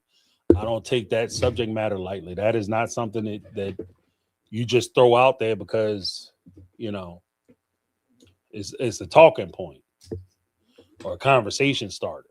Like, I don't know. Like, it got, like, I ain't gonna lie, this shit got me fucked up. Pardon my French. Like, I gotta say it like I say it. You know, it got me messed up right now. Right. And like I said, maybe I'm over identifying or whatever the hell it is, whatever they call it.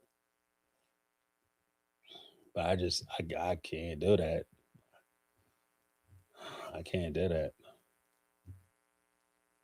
I don't know. I don't know. Yeah, man. I don't know. They got me stuttering, y'all. I can't even put my mind together. I had one plan to do something, but we're going. I got to take the change the thing because I will do the as promised the advertised thing. I'll do that at a different time because I think that's still a conversation worthy of having. But yeah,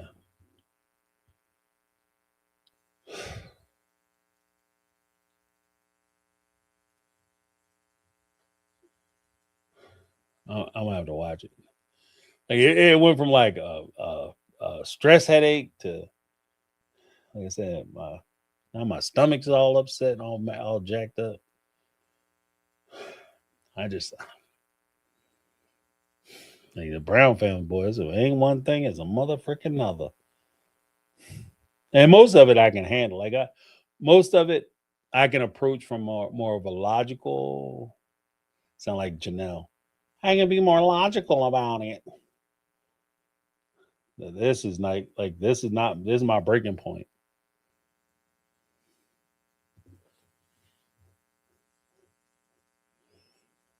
Yeah, I just and I'll even like people who are survivors.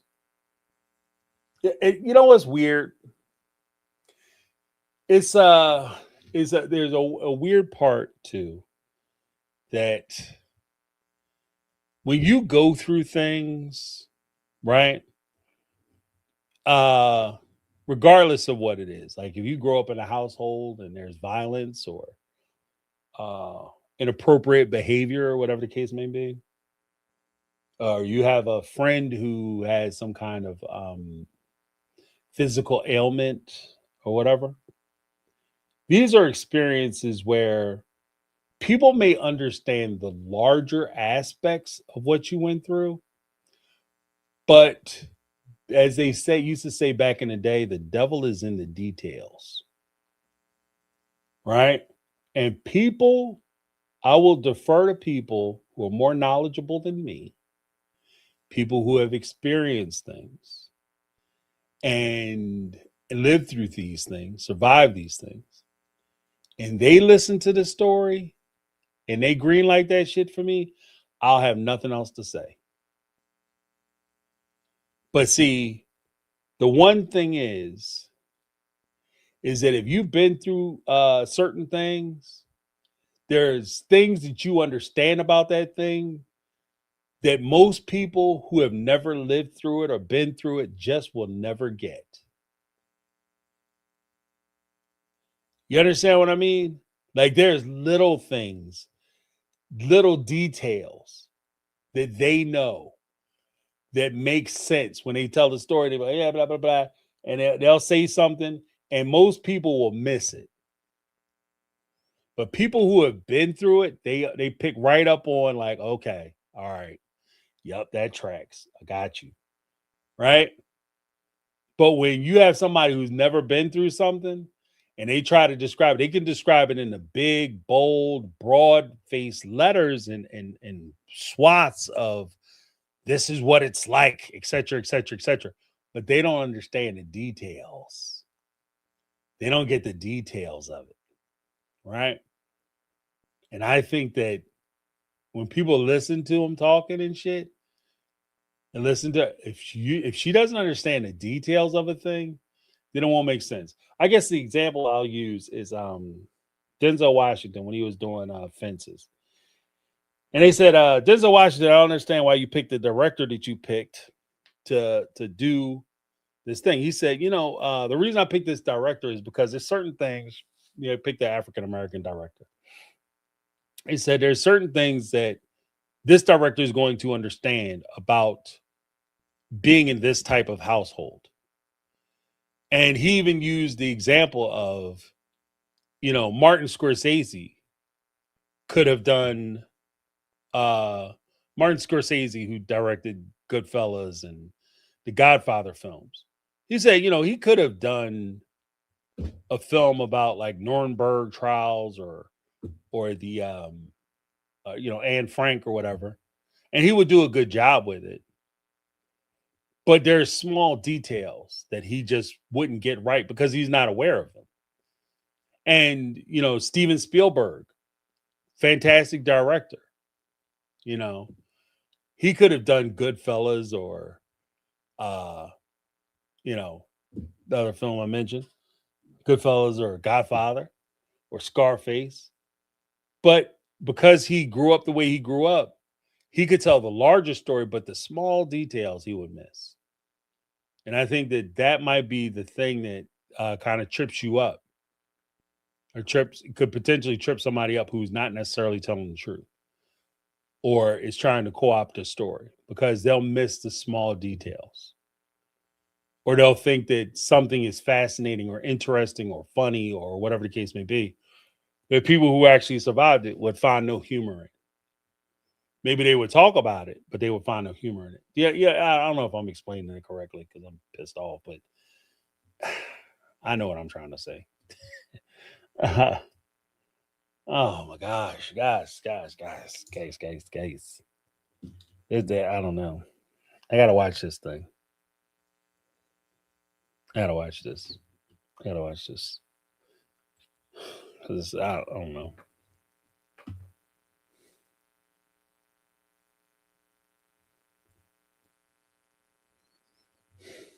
I'm so mad. Like I can't believe how mad I am right now. It's so crazy. That was 30 years ago. I don't give a shit if it was yesterday. I'm still pissed. I just found out about it today, so I'm mad today. Right? You know what I mean? Like that's the weird part about it too.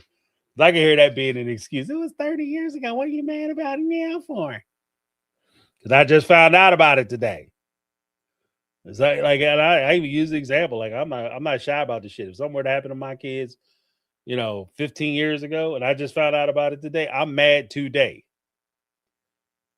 Ain't no statute of limitations on my anger. You know what I mean? And I don't give a shit. Like if I found out, like, oh well, James, that guy who did that thing to your daughter, yeah, he's crippled and crazy at the resting home. I'm going to the resting home, push that dude down some steps. You know what I mean? He about to meet some steps. Like, what are you talking about? I don't give a shit. He 20 years ago, 30 years ago, what his condition is today. My man is gonna be Wild Man Willie. I'll be like, this dude just jumped off the steps. He went up to the roof and he jumped off. I don't know how he got himself out that wheelchair. I don't know. I'm telling you, it'll get wild, boy. Oh, what am I trying to say? TLC has to be scrambling after this. And that's the thing, because I know that she was trying to get on the show, and it sounded like she was getting cut out of season 21. And so it's a little weird. Like it just seems very like the timing is kind of crazy that all of a sudden it's like, oh yeah, I'm gonna drop this bomb on the show and basically disintegrate the show. That's what I was saying. Like the timing is kind of jacked up. But yeah, I don't know. I'm not dismissing her, and I'm not gonna say she's not telling the truth, because there's a possibility that this is the case. But if this is the case, like I said, I can't. All of them getting the side eye from me.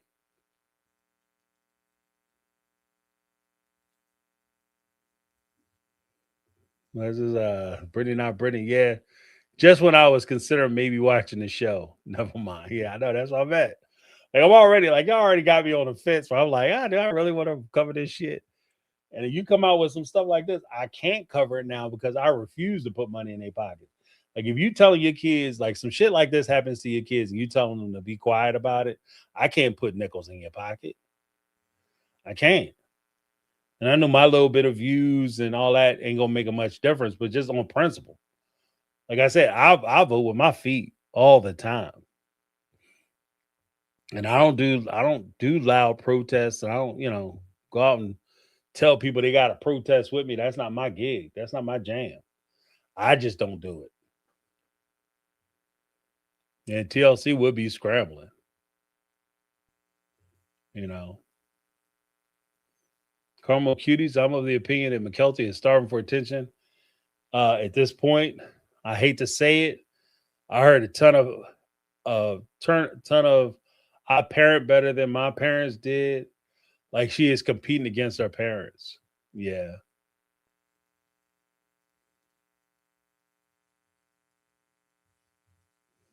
And TLCL said, when adults dismiss it, my blood boils. Yeah, it's your fault. Anything that happens after, like if you're told about this, and this, I'm very, very, very serious about this shit.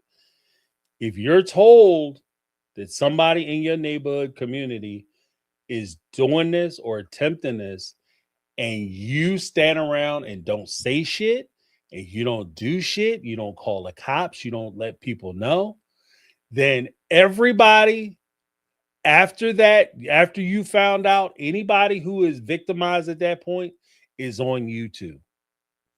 You are, that is your partner. You can jump in the damn skillet with them and fry, as far as I'm concerned. Y'all can fry together because you co-sign that shit. As far as I'm concerned, you might as well have been there driving the truck. You know what I mean? He passing out the candy, you driving the creeper van, as far as I'm concerned.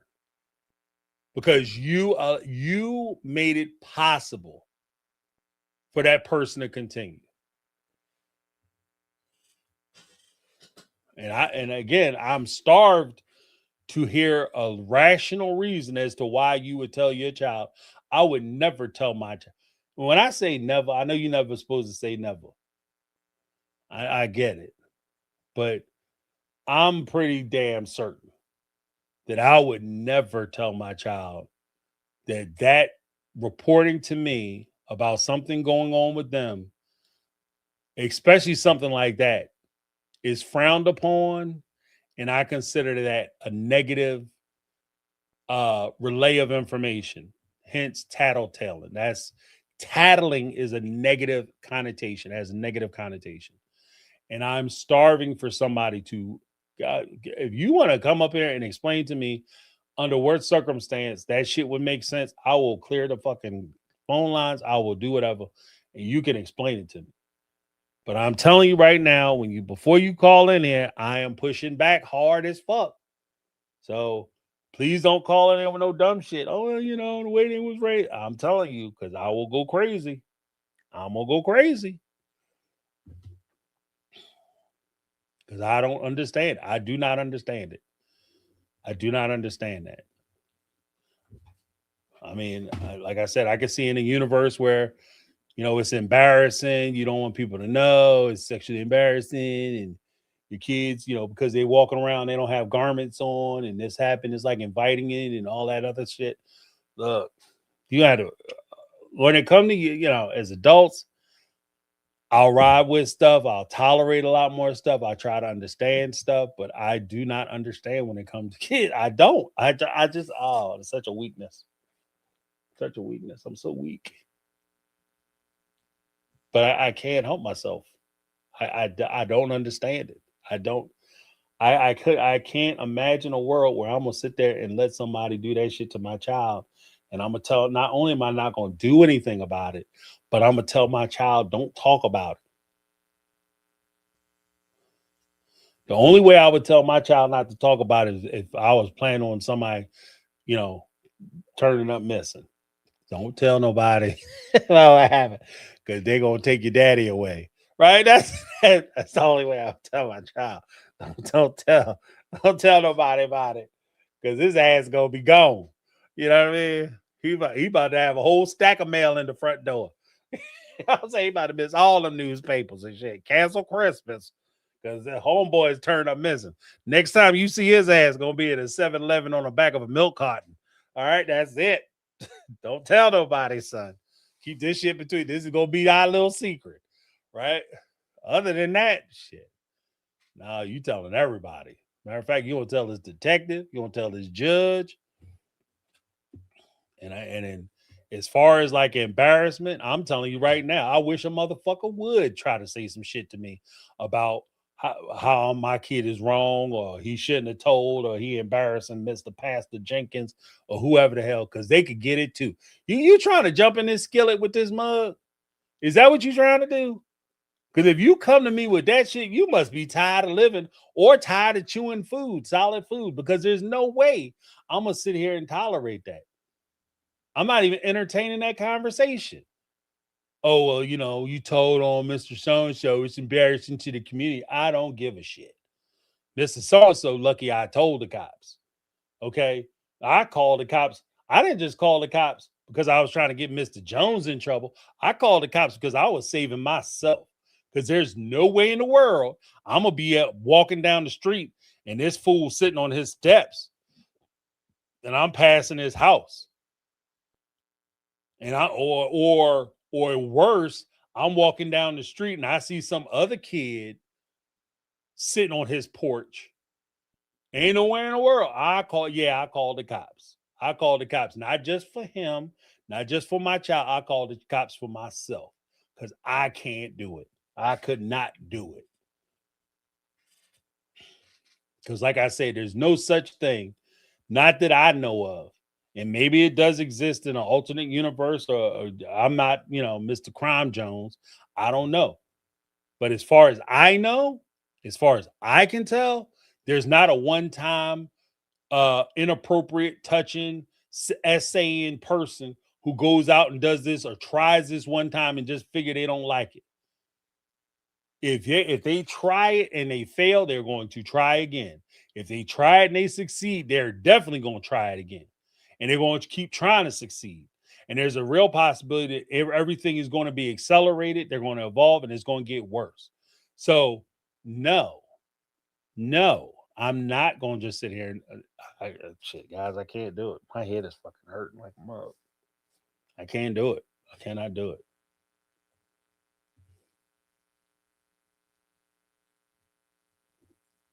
Katie said, "Mega TLC is scrambling. I'm not convinced she didn't try to burn the whole damn show down." Yeah, and that's Brittany. That's the question. Has Christina or anyone else addressed it? Because they're going to have to.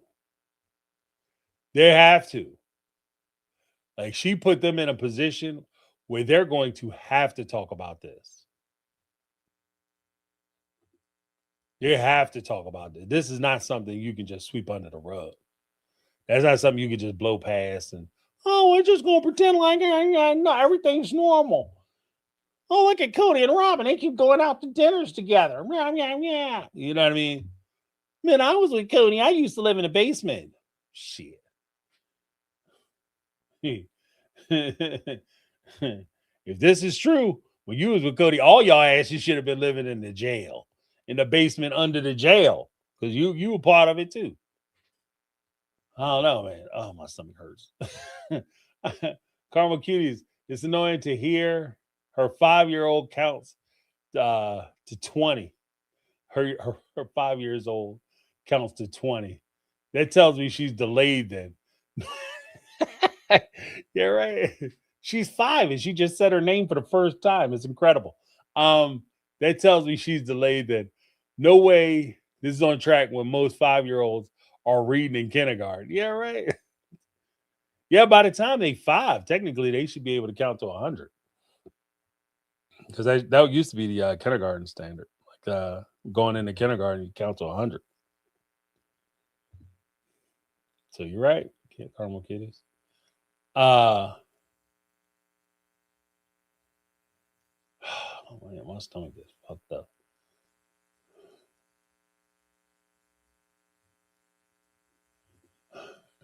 They're trying to be on in lawsuits, boy.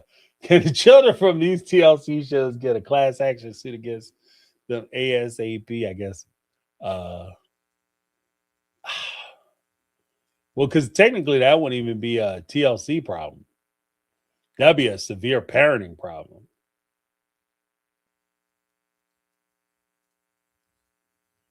What is it, Jody? I'm offended she is being accused of maybe attention or ruining the show. Well, here's the thing, Jody. I would say this. I think that we owe it to the victims. Like, I didn't come out and say she's lying. I didn't come out and say she's lying. But when I take into account the totality and probability that there may be some misgivings or dishonesty in this situation, I cannot ignore the possibility she may be not telling the truth. Because this is truly, truly, truly something that's coming out of nowhere. Like, this is just something that she just dropped on the fan base out of nowhere. No prompt, no lead up, nothing. She just came out and said this thing. So there will be skepticism. And I don't mind the skepticism. And if anything, like, I understand that there was a huge movement where we believe all victims. Here's the problem with that. When you say we believe all victims, all that has to happen for you to unfurl that entire thing is for you to demonstrate one or two instances where the victims have lied. And because you say believe all victims, because nobody would lie about, that's the underlying principle, that nobody would lie about this. When you demonstrate that there is one or two people who would lie about it, that opens not only the door, that opens the floodgates of where nobody gets believed. And any accusation from that point becomes an uphill battle. That's part of the reason why I take the position that if this is something that is either best view of the situation, most charitable explanation I can give, if this is something that she had just misspoke on, or she said something in such a way where she doesn't actually believe it, and she just said it, and oh my goodness, I can't believe it took off the way it did. I need to retract this because it gives the wrong impression. I thought it was a kind of a tongue-in-cheek thing to say, but I didn't realize the damage it was going to do. Then that has to be very clear. But if this is something that, like I said, if this is something where if we believe what she's saying, then any one of the adults, and this is excluding Robin, because by the time Robin came into the family, McKelty was already a teenager. So I'm assuming that this is not something like, you don't tell a teenager, don't be tattletale. So I'm assuming that this is something that happened when McKelty was a child, a younger child, which would predate Robin coming into the family. So in that regard, Robin has nothing to do with this. She has nothing to do with this. In which case, it would fall on the four adults, especially when you sit there and say that the mothers were all mothers to all the children, and they were all involved. And Cody was the greatest parent ever. He was the most involved dad ever. And then something like this happens, that means they all knew about it and they all covered it up. And if that's the case, I can't fuck with them no more. Period. I can't mess with you no more at that point.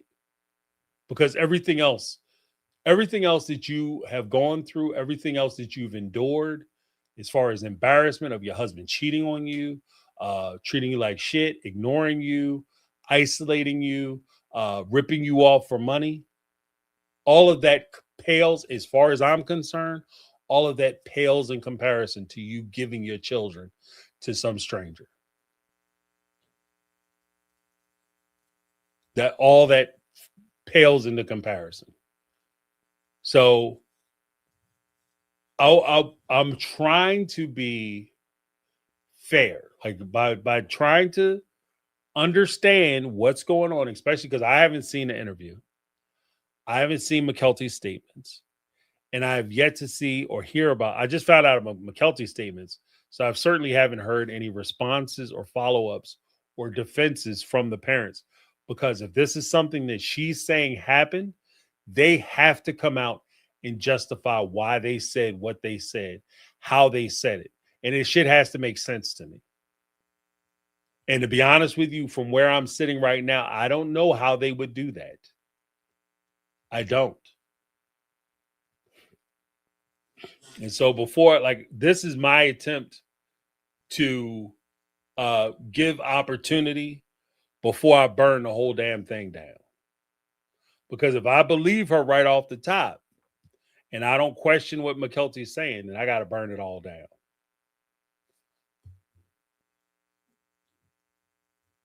I have to burn this all down. Like, because I can't stand by adults who would allow or permit this to happen. It goes against my moral code. Like I like they always had like the little sci-fi shows. They have the androids and the robots, and they have like these prime directives, like don't hurt human beings or whatever the hell, serve humanity.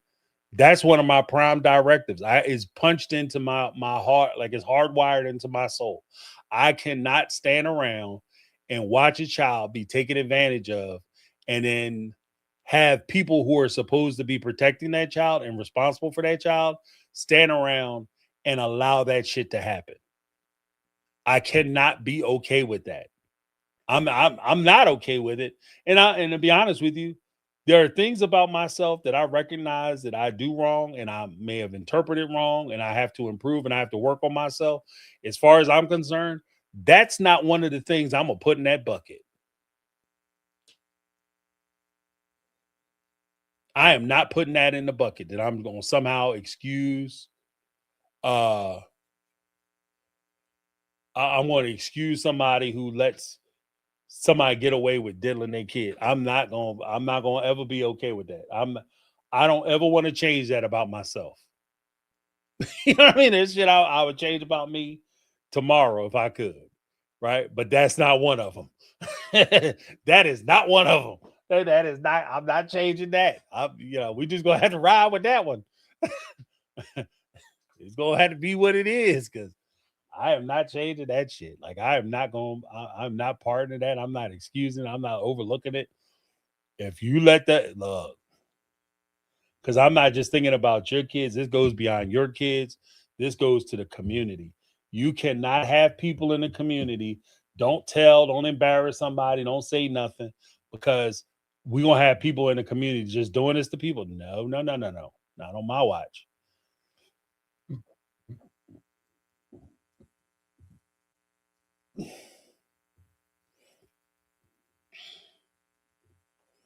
Knowing how McKelty can exaggerate, I wonder if it is more like inappropriate touch and not full on grape.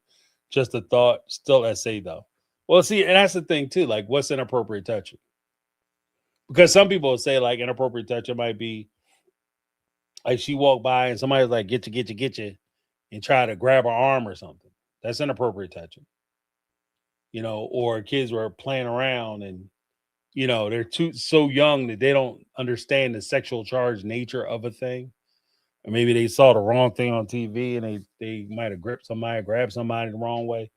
That's completely different than the accusation that you were that this thing happened to you. But even if that were the case, here's my thing. Even if that were the case, it was completely innocent, or on the far end, it was completely nefarious. You don't ever tell your child that if something happens, you don't come back and say nothing. I don't want that to be a discretionary thing where they just, weigh whether they should tell me that this thing happened to them or not. If something happens to you, I want to be involved. I want to know about it. I want to talk about it. And I want to be able to share with you.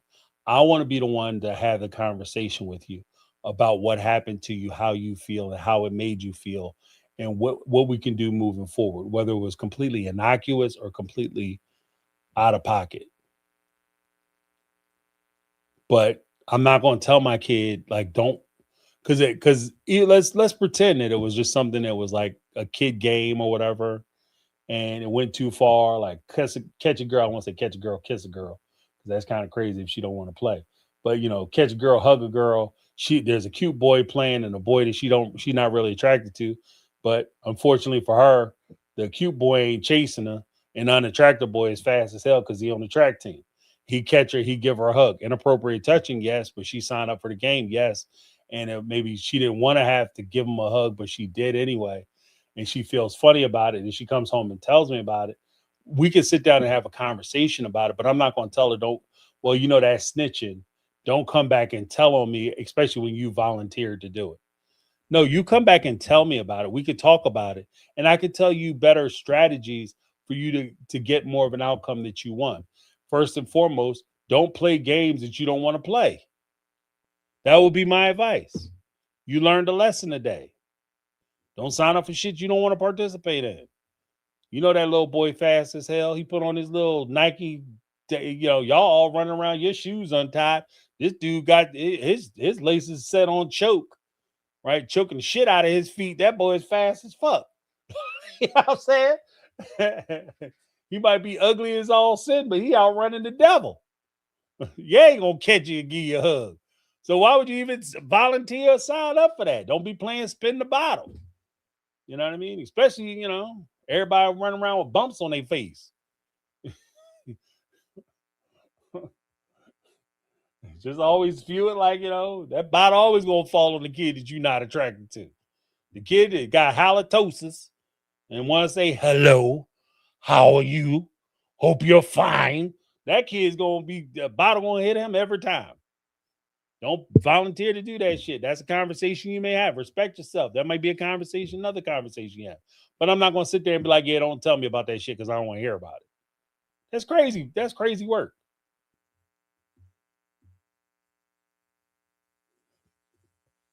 Yeah, and I'm with Katie. If she blew the show up, then the show should have been blown up a while ago. Shame on you for not blowing the show up a while ago.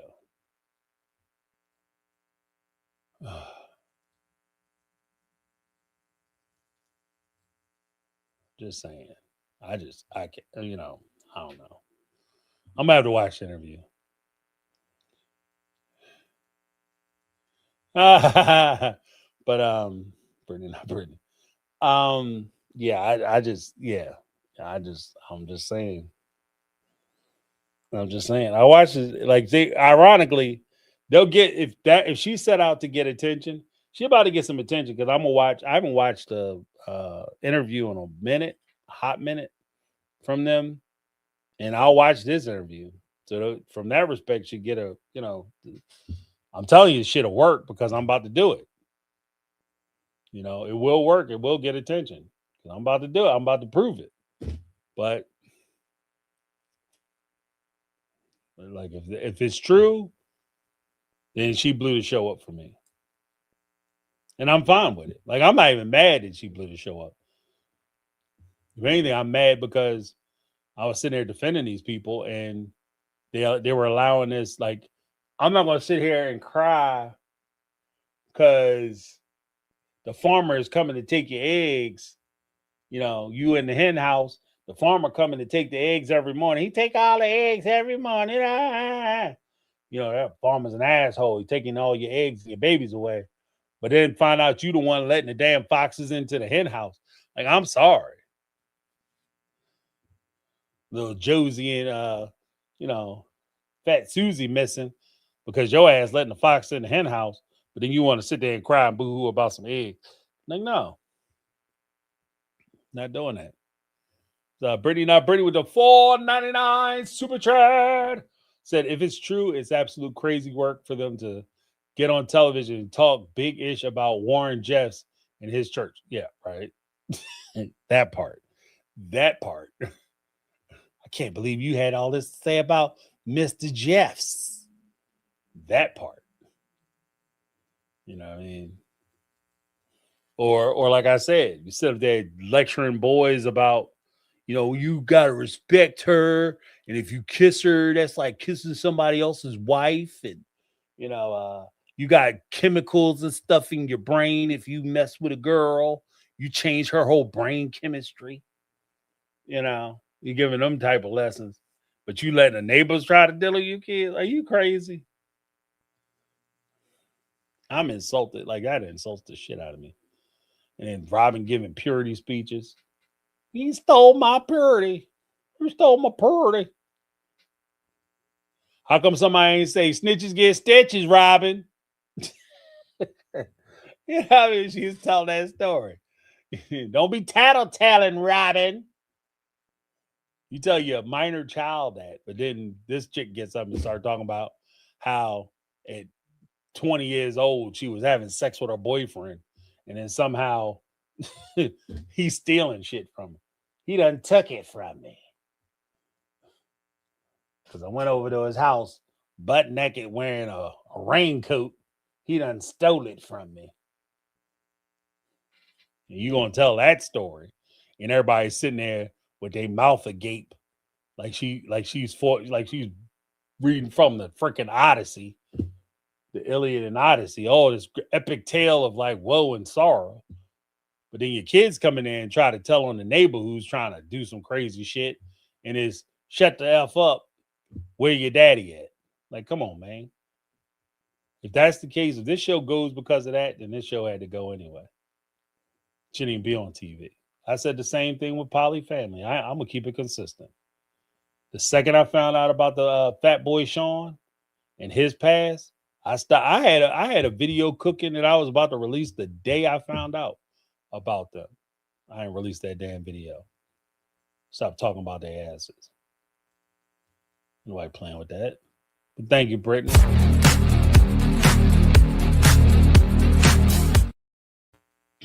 Like I said, to me, that is not a game. Shit is not a game. It's not a game. It's not a talking point. It's not a show topic.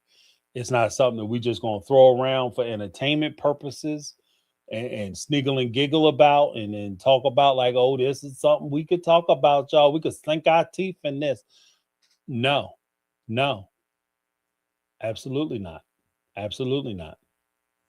If people are involved with this shit, they need to be punished. People need to go to jail. And as far as I'm concerned, like I said, I'll say it at least a dozen times on this, and I'll say it a dozen more times after this. If you are a parent and somebody try to do something like this with your kid, and you tell your kid, yo, you don't call the cops, you don't get the authorities involved, you don't go over to the house yourself and try to adjust the situation, but instead you tell your child to be quiet, you should never be around children ever. I don't care if you had the kids. I don't care if you went through 3 days of labor, 7 bags of epidural. They should never let you in a room with a child again. Period. And if that's something that she said, like if I found out that was what Christine Truly's damn near 16 years old now, they need to go get Truly up out the crib. Straight up. You're unfit. At that point, as far as I'm concerned, you're unfit. And I'm not gonna sit there and make excuses for you. Oh, some shit happens. Nope. You don't tell your kids that no. I'm sorry. Let me stop. Karma Kitties, that interview was off to me. Okay, see, yeah.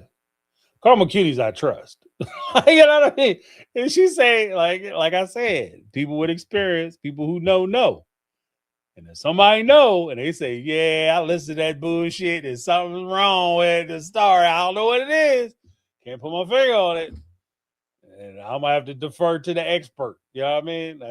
Karma Kitty's gonna be my expert in this situation. That interview was off to me. McKelty got mad excited when told her last video hit millions of views. That is where I see the attention seeking. Yeah, see. Yeah. And you know what? And I'll even draw another comparison. I'll draw another comparison to make my example a little clearer. I don't know if y'all remember on Special Forces, there was a guy, Jussie Smollett. Jussie Smollett. Or Jussie Smollett, as I call him now, J. Smee. When he came out and told his story, I laughed when Dave Chappelle, he did a whole bit about Jussie Smollett. And he said that some of the groups came out and they were mad, like, y'all not backing up Jesse Smollett. Black community ain't backing up Jesse Smollett. I remember that shit. Cause I remember when I first heard about it, what made me laugh when Dave Chappelle told that joke was that he said exactly what I said. He said exactly what I said. I'm listening to the story and I'm like, this shit don't sound right. I can't say for sure everything he's saying ain't right. But as a person who's been involved with some sticky shit, like sticky situations, as far as like dealing with people, because like I said, I go everywhere by myself, and you find yourself, and sometimes you find yourself in some precarious situations. And as a person who's been in the precarious situations, I'm telling you that the shit he was saying didn't sound right. I couldn't pin down like exactly where well, I knew a couple places where it just didn't make sense to me. Like, why the fuck? Like even the Subway sandwich shit. That's what like I was cracking up when he said that. Like, you went out 4 a.m. for a Subway sandwich. Like that's what I was thinking. Who the fuck goes out for Subway sandwich? I barely would go into a Subway if I was hungry and passing a Subway. You know what I mean? Like who goes like intentionally goes to Subway, right? And especially when you got money. Like Jesse was doing well financially. So you got money, like, if you brokey, you're a brokey, like, yeah, Subway, I don't know. I'm making life choices. But there were a few things I was looking at like, yeah, this shit don't sound right. Because it just didn't ring right. The whole story was off. And that's what I was saying. Like, I don't know, his story is off. Uh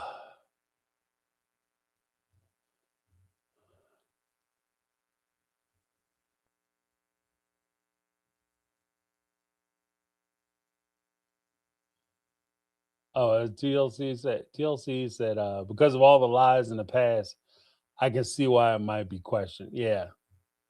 And that's one of the things too. That's a big thing.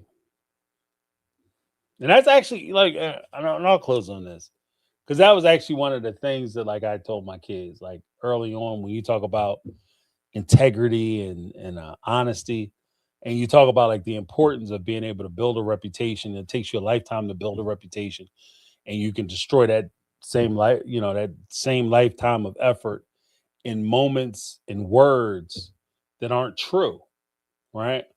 And I always told my kids like no matter what happens, I need you to come in and be honest with me and tell me what's going on. Because if you come in and tell me something happened or somebody did something to you, it would kill me if you came in and said that XYZ or this person did something to me and I require additional evidence or proof in order for me to act or react on what you told me. That part of me would die knowing I had to do that because I can't trust you. Right. And that's why it's so important. It's so important that you be honest and forthright from the beginning because the Brown family spent so much time lying and deceiving the audience, manipulating the audience, taking advantage of the audience, and our desire to want to be fair and just and even and open-minded. They took advantage of that. And so when you find out somebody was dishonest for advantage, when a story comes out and there's clear advantage that they could receive from the retelling of that story, it's very difficult for you to overlook the fact that they had been lying to you for years. Over a decade, they lied to us. And now all of a sudden she drops something and I'm just supposed to believe you because what you're potentially lying about is so horrible that you would hope nobody would lie about it. But then at the same time, the things that you were propagating, the support of a system which today takes advantage of women, today women and children are struggling to get out of, that today young men are subject to because they don't fit in the overall scheme of that institution and that religion. So they're cast out of their homes, of their communities, because the old men want to take advantage of the young girls that they see these guys as competition for. You guys supported that shit. And that's just as damaging as everything we're talking about now. So now all of a sudden, because we're talking about the possibility of it being a child SA situation, now all of a sudden I'm just supposed to believe everything you said. It's just, I don't know.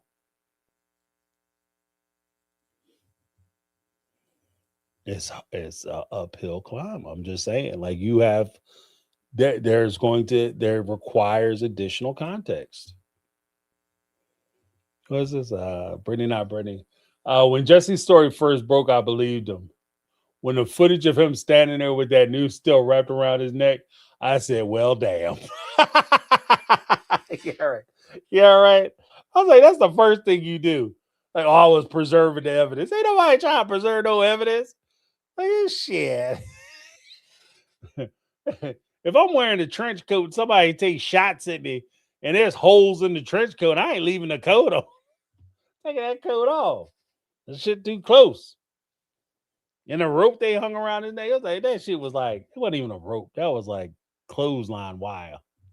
I mean, they would have got the job done, but I don't know. That's kind of it just didn't look like, and it was all loose. Like, that's not how people do it when they trying to get you.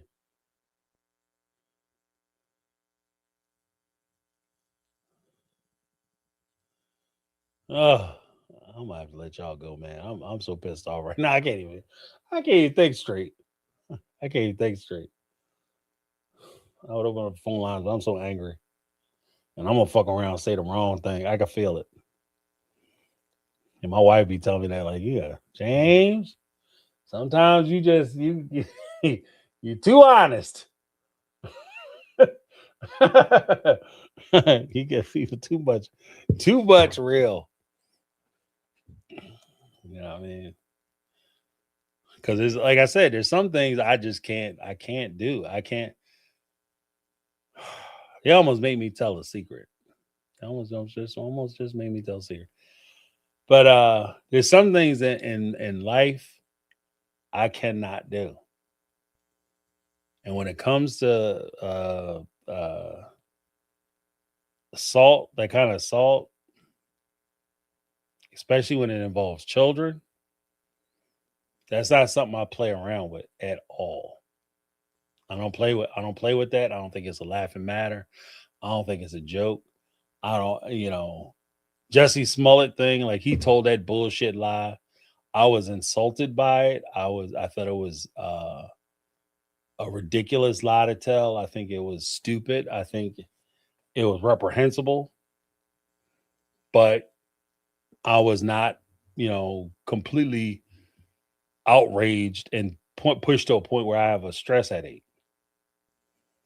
When it comes to the possibility or prospect that, not only is this something that potentially could have happened to a child, but the parents are telling them that if you say something, you're in the wrong for merely telling us that this thing happened to you.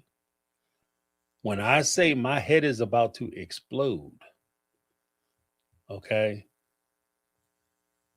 My head is about to fucking explode. I'm saying, like, my stomach is jacked up, my head is hurting, because it's I have a gym in the basement, and I have a heavy bag. I gotta go down. I'm gonna go downstairs and I'm gonna work the fuck out this heavy bag. You understand what I mean? Like, because I got so much energy. I gotta get this energy off. Because I'm telling you, like, I can't. And if I even venture to put my children in this situation where this could have potentially happened to one of my kids,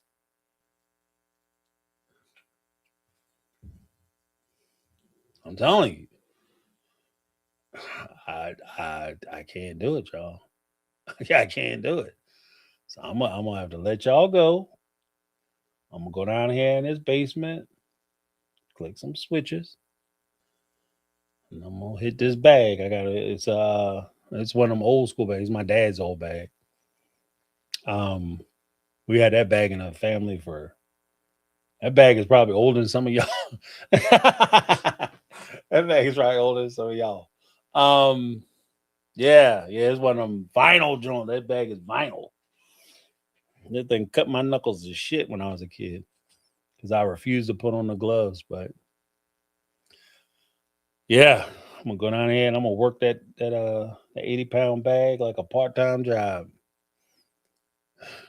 because I gotta burn this energy off.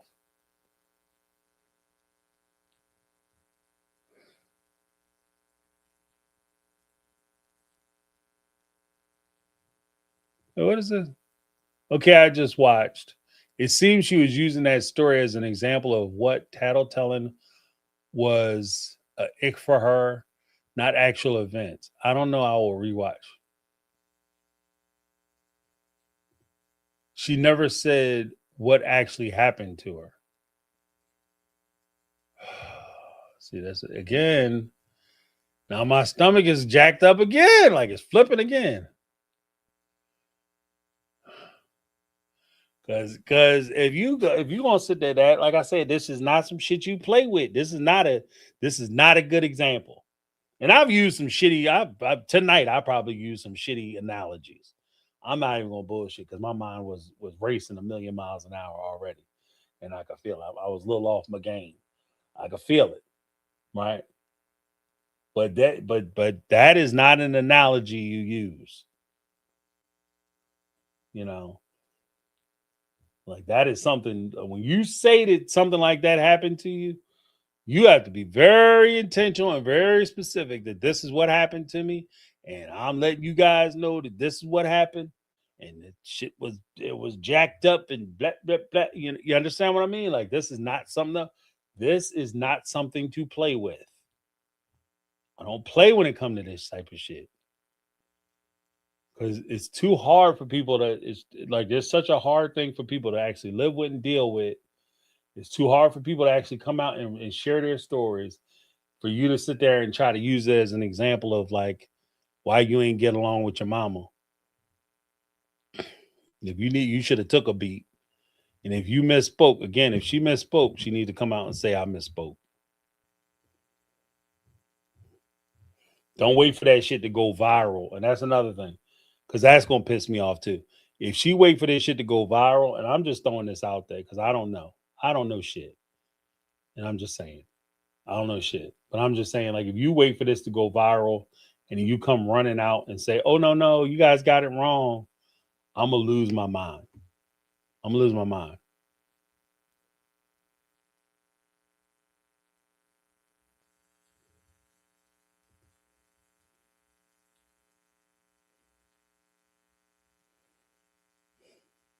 You know, because now social media is all in a tizzy over a misphrasing. Yeah, right. Which is also going to drive me crazy because this family also has a propensity to blame like YouTubers and everybody else. Like they say some shit, everybody reacts to the thing that they say, and then they come out and act like everybody is being completely inappropriate and somehow misjudged or misquoted or misstated what they said. Does that make sense? You understand what I mean? Like all of a sudden it's like, oh, I can't believe you guys jumped to that conclusion. That's totally wrong. Like that's what you said. You said this happened. Yeah, but that's not what I meant though. Like, don't do that.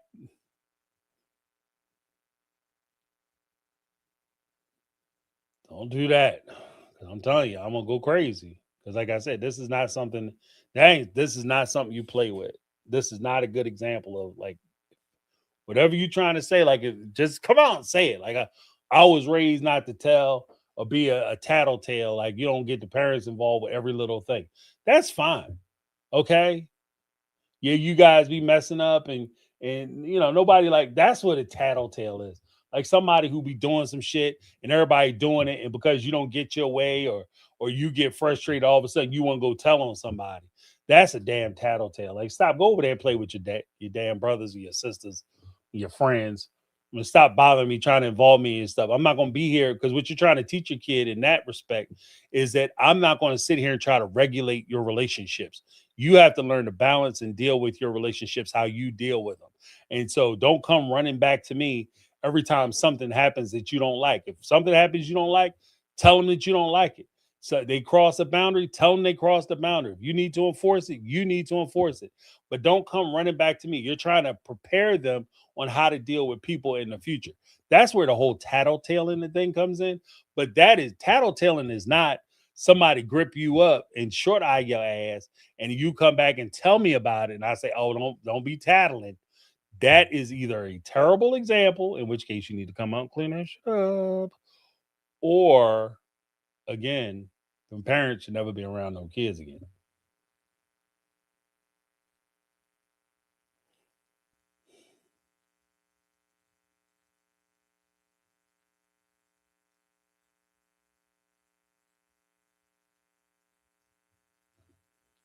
But something did happen according to her, but she stated Robin was the only one to take action about it and that she wasn't healed enough to talk about it or say what exactly happened.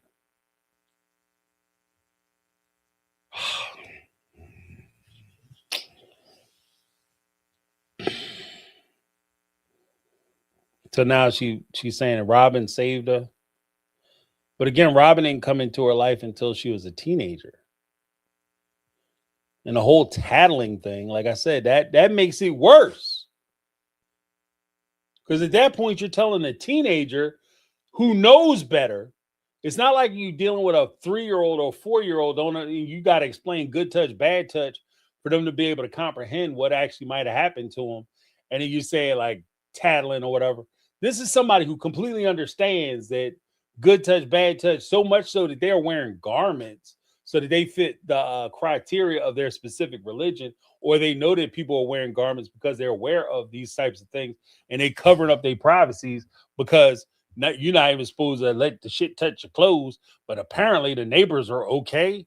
Like, and then you say that, oh, Robin came in at when I was a teenager and she fixed the shit.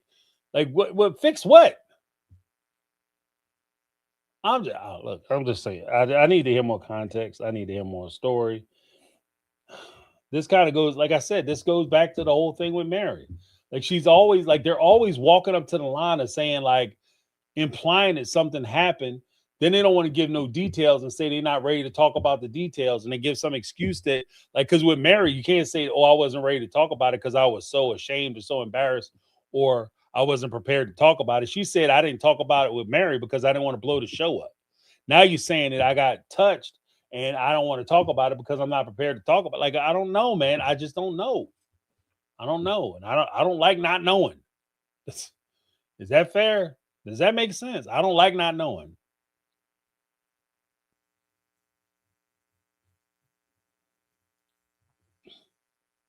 And remember Peyton saying something about Robin stopping abuse or something to that effect. Yeah, but that was supposed to be abuse that was happening within the family. Like he specifically targeted Mary. He didn't say that it was like people from outside coming in, gripping up kids, and Robin put a stop to it. She just basically said, she corrected the other parents. But that shit doesn't make sense either because then in a from the time Robin came onto the show, Mary was well secure on Robin's ass crack. Let's call it what it is. Like so much so that like Mary went over to Robin's house and thought she was going to take Robin's kid out the damn place. Yeah, I want to take Saul on a vacation, go somewhere with Saul. Can we go?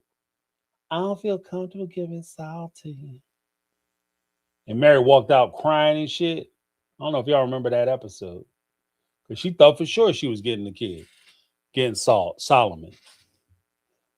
But if you was abused, like if I had to come in and save kids from your ass, under no circumstance could you ever come to me and ask me about my damn child. I had to come in and save kids. I had to save kids that you knew since birth from you. And then my kids show up and you talking about, yeah, I want to take them out of the state. Don't get your ass out this house. Sweep your legs. You know what I'm saying?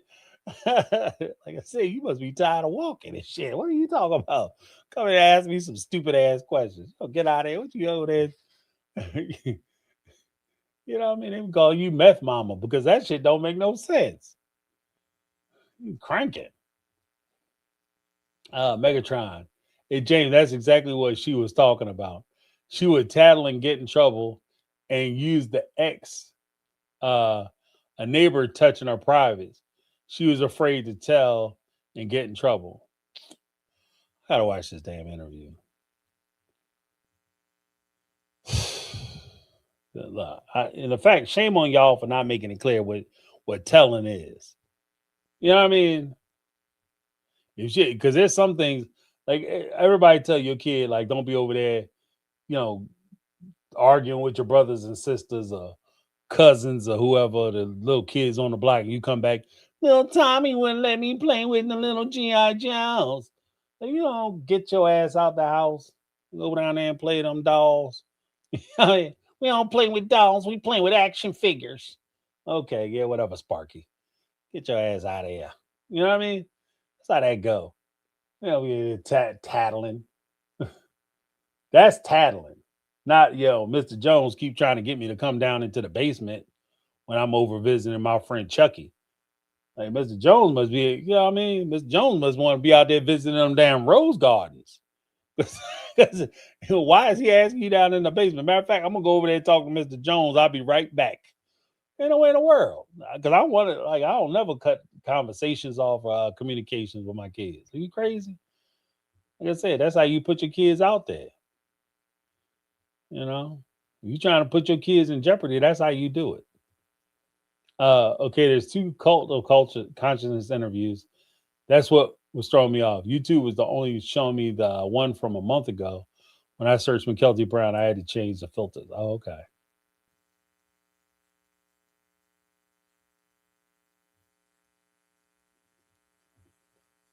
Not that the neighbor actually touched her, just an example of what she wants to know everything about her own kid.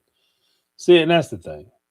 Yeah, so I'm gonna have to stop because maybe I misread this whole thing, got it all wrong.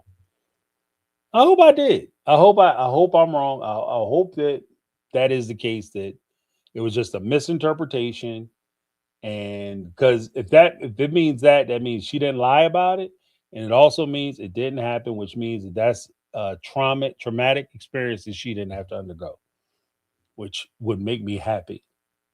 Which would make me happy.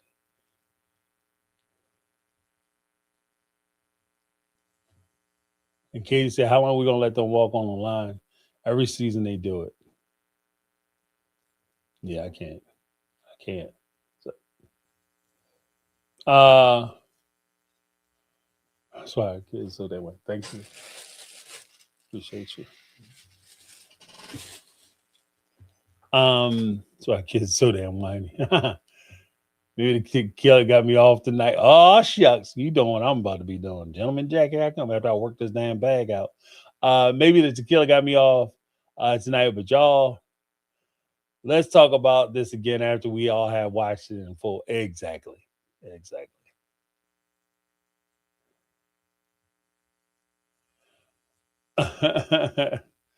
Yeah, I'm gonna have to let y'all go because I gotta go downstairs. I gotta do some things.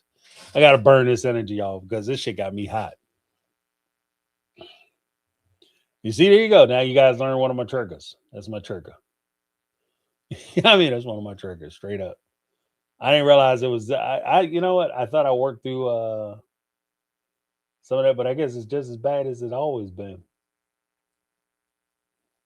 Because, like I said, you're like, especially when you've been, like I said, I just it's a trigger for me because when you've known people who have survived these situations and you've listened to them, you talk to them, and you've helped them, and you've been there for them, and you see what it does to them.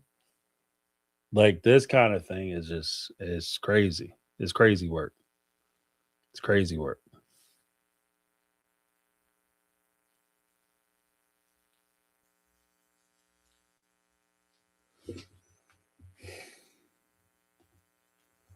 If it happened, like I said, I want her to come out and tell the truth. I want her to come out and say, like, this is what happened, blah, blah, blah, and tell her story. Don't be shy. Don't be afraid. I'm not going to be mad at you if you come out and tell your story. I'm only going to be mad as if you come out and you tell a lie for clout or whatever. Then I'll be pissed. But if you come out and tell your story, I'll fight you. I'll fight for you. I'll defend you. I'll argue on your behalf. Whatever I got to do, my little bit of influence, whatever I can do to help, I will do it. But it's just I don't know.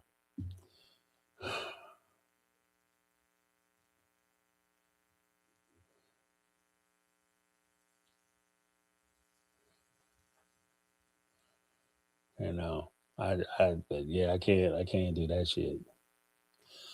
Yep, because it is just like the insult to injury, like I said, especially when you're dealing with kids and to have a parent say that to a child, like, "Oh, don't be down there tattling." That shit drives me crazy.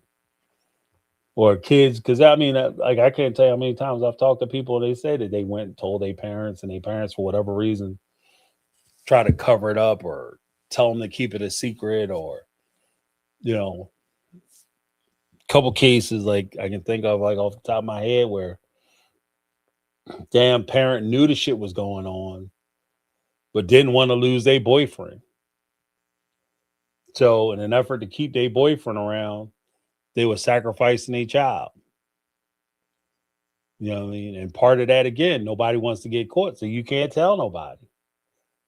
Or they come to you and tell you, like, this is what Mr. Joe is sneaking down the hallway when you go to sleep.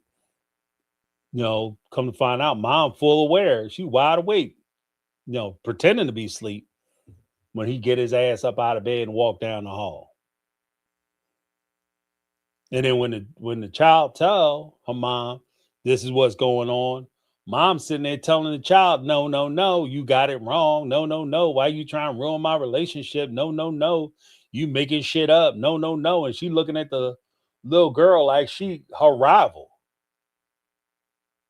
You understand what I mean? It's disgusting. It's disgusting.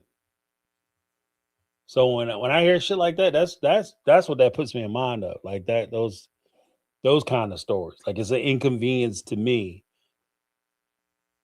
that this thing is happening to you, but it inconveniences me or it puts me in a bad situation. So therefore I'm going to ignore the thing that's happening to you, that's affecting you, that's traumatizing you, because it makes me feel bad. It hurts my fifis. You know what I mean? So yeah, I'm pissed off. I can feel it. I'm pissed off. Shouldn't let people get to me like that. Especially without all the information. That's my feeling. That's my feeling. Brittany, not Brittany. It's a valid trigger to have. It sounds like you manage it in a healthy way. You're going to go work out instead of taking it out on someone else. Yeah. Got to burn that energy off. And some shit you can't carry around with you. And then you're just a powder keg. Some of these maniacs go to the damn stores and be cussing out the clerks and shit. Like, what are you doing? You know what I mean? Ain't got nothing to do with you. Oh God, help me. Carmen Hughes, am I taking reality? I said you need to watch it for yourself. Go hit the bag, take some Advil or something stronger, get something cold to drink, and go watch it. I'm just saying, yeah, I'm gonna go watch it. I'm gonna go watch it.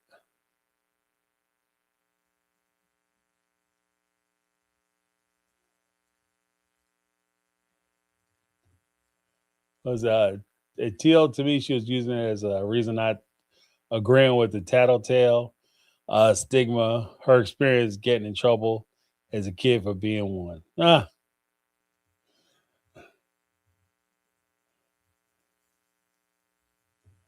She was a tattletale as a kid.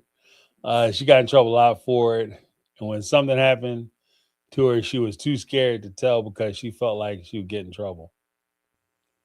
Oh.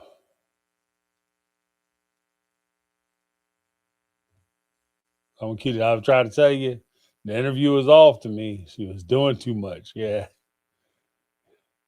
Believe me, believe me. That's Jussie Smollett. When I was watching him do that, when he was talking to them cops, I was like, yeah, don't nobody, shit like this happen to you, you get jumped.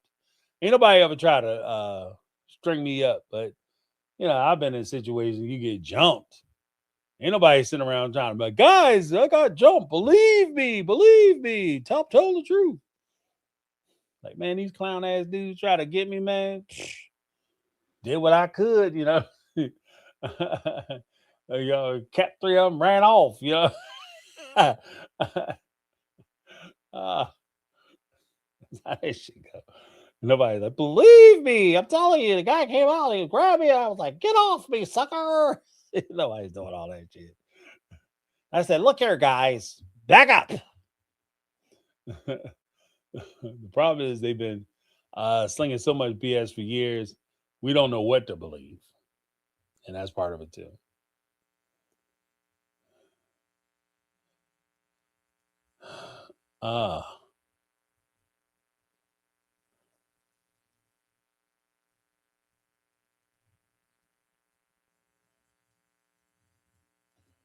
This Carmen Kitties, this topic is nothing to play around with at all. Yeah, that's the camp I'm in. I'm in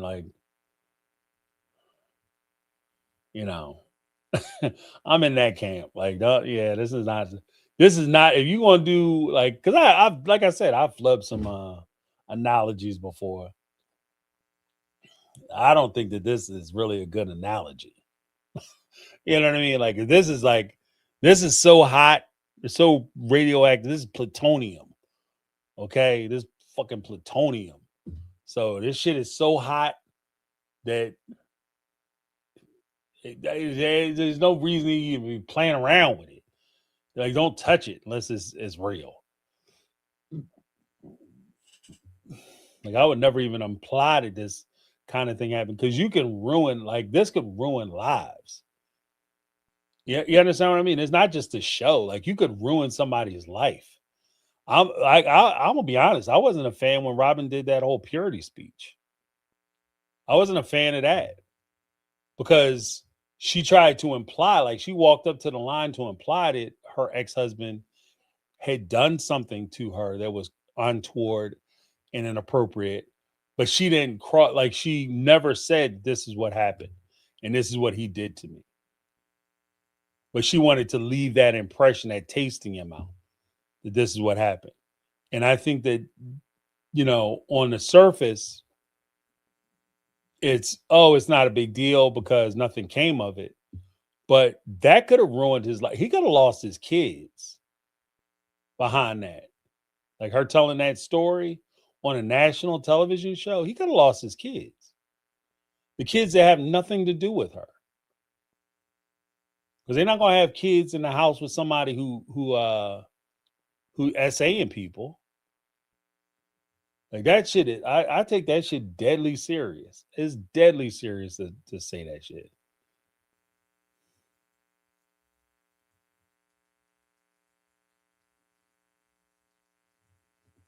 It's just Carmel Kitties. Y'all go and watch it. As a survivor and a mother, I don't play with the subject and kids either. Yeah. Yeah, that's where I'm at.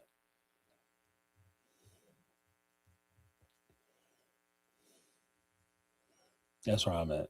Because look, on Saturdays, anybody who call into the Saturday shows, when we do the round table, I try to give a balanced analysis, and sometimes I'll take the devil's advocate position on some things, and just how the court systems work, or how law enforcement may view things, or why things shake out the way they sometimes do in the system. But please don't confuse that with me being understanding, because I don't understand the shit. I don't get it. I don't have a tolerance for it. I don't. I'm trying to be rational. I'm trying to be reasonable. I want to be the guy who can give you a fair assessment of a situation. But especially initially, I gotta work through my feelings first before I can get to the logical part, I work through my medulla oblongata before I get to the logical, ratios of my brain. Y'all done tripped me up because you caught me with a surprise. you know, you know what I mean? I was over there ready to talk about like I gotta change my thumbnail. People gonna be tuning in thinking they gonna hear one thing, you hear something else. But yeah, I was ready to talk about one thing, then all of a sudden. Surprise, surprise.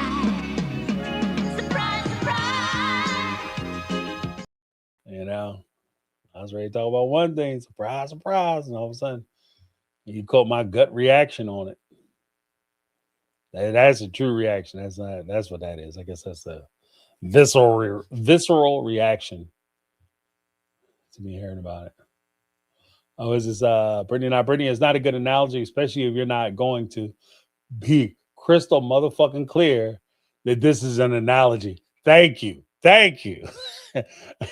But it explains why the interviewer didn't ask more questions. Yeah, you gotta be, if you will do this shitty analogy, first of all, don't do it. Second of all, if you do it, you have to make it very clear. Guys, this is a hypothetical. You know what I mean? You have to say that and really you have to say it in the beginning, the middle, and the end. And several times after that. You have to make it crystal clear that this is not something you're complaining about or alleging for somebody else. Please don't confuse this with something that's happened as a true experience.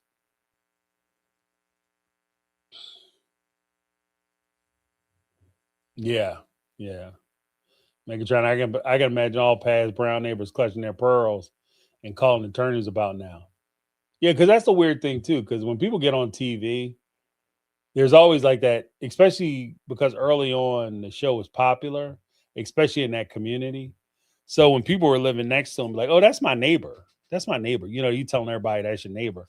Only have somebody come out years later, like, yeah, my neighbor was trying to, you know, little ditty like Jack and Diane back when we was kids. And all of a sudden, everybody remembered that you was their damn neighbor, and they started asking the question, "Is it you?" No, shit. I said, you gonna have to be, and that's when the phone gonna start ringing. That's when the phone gonna start ringing, because them neighbors are gonna start calling up, McKelty, whoever they get in touch with, and be like, you need to start dropping names, because people know I live next to you, and I need them to understand it wasn't me, and it needs to come out of your mouth. It can't come from me, because the more I deny it and say it wasn't me, the more I'm gonna look guilty. So I need you to come out and start, like you talk about tattletaling. You're gonna have to drop some names. You know.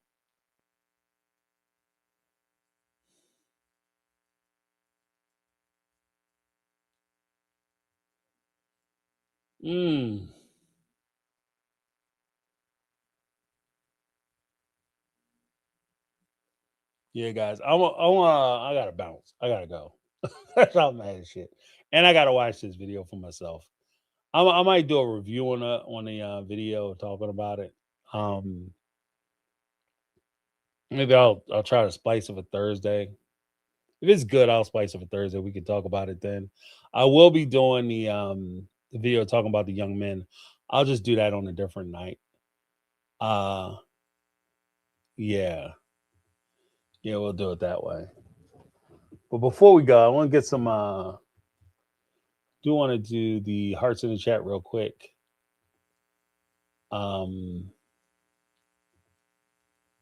Yeah. I'm so fucking mad. It's crazy. Just the thought of it just pisses me off. Yeah. Feel like a fool. All right. So put some hearts in the chat for anybody who needs the help or assistance, people who are struggling with this particular kind of thing. Put some hearts in the chat specifically for them, like survivors of these situations who had to work their way through it, found courage to deal with and face their situation, their demons, and to survive and thrive in a world that had betrayed them, and potentially with people whom should have been looking out for their best interest and failed to do so in some cases. Let's put some hearts in the chat for them. Because if anybody needs protection and looking out for the baby, certainly need it and they deserve it and they are entitled to it. And that is part of our responsibility and our job, not only as parents and as adults, but as members, functioning members of society and the community. All right. So let's put some hearts in the chat for them. Let's also get some hearts in the chat for Kitty, Negla 3, Brittany Not Brittany, Jody Periscala, Carmel Cuties, Megatron, Miss Betty, Kathy Ferrand, Allison Gaines, Marlo Peterson, and Team Ty, Lit Mom, and Susie Q. Some folks are going through some things. They're getting some changes. They are experiencing some situations which are just going to be different. And we just want to support them. So let's put some hearts in the chat for them. Big shout out to ladies who are here, Carmel Cuties, Brittany Not Brittany. I'll bring you guys. I swear I'll do an open show on Thursday.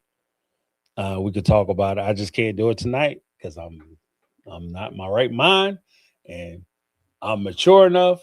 I've reached a level of maturity where I recognize I'm not my own limitations, and I consider that a win.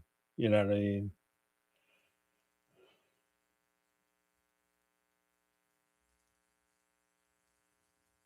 TLC, TLCs.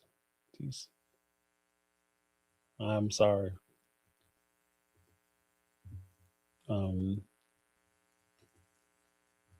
We'll keep you in our thoughts and prayers, Teal. I said, just got my point. Where's it? Just got my biopsies back from my moles, and they tested positive for cancer. Oh, we'll definitely keep you in the prayers, TLCs. You're in the Hartswick chat, right?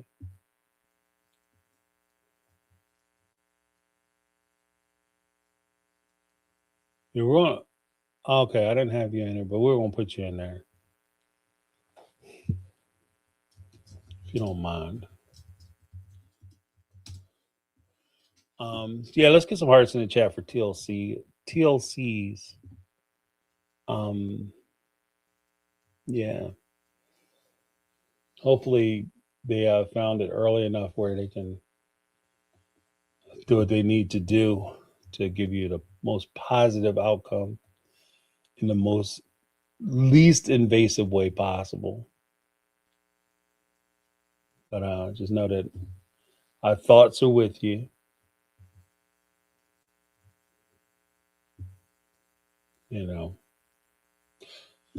Yeah. Cancer's a motherfucker.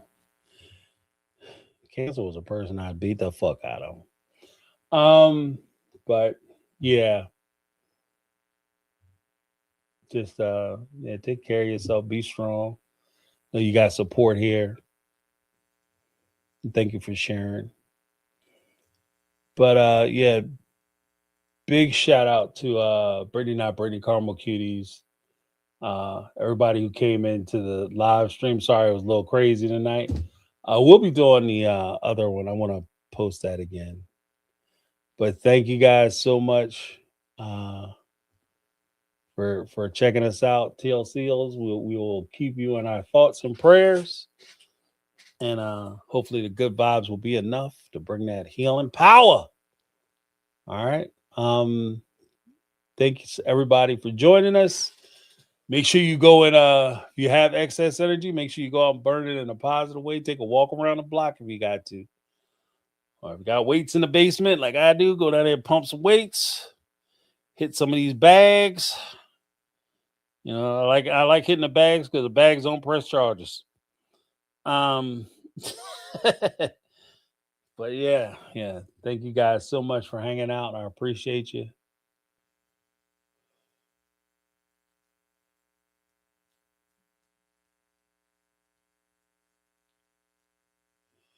Okay. TLC's got some fighters in the family. My sister beat cancer, and my other sister beat cancer twice, and my mom beat cancer, and my niece beat cancer. So I'm hopeful. Okay. Trying to keep the record going. Family of fighters. Love it. Yeah, but thank you guys. Have a fantastic evening. Don't let this craziness, don't let the Brown family upset your apple cart and their foolishness impact your life too much. Because, like I said, with some of it, you just don't know what's true, what's not true. All right.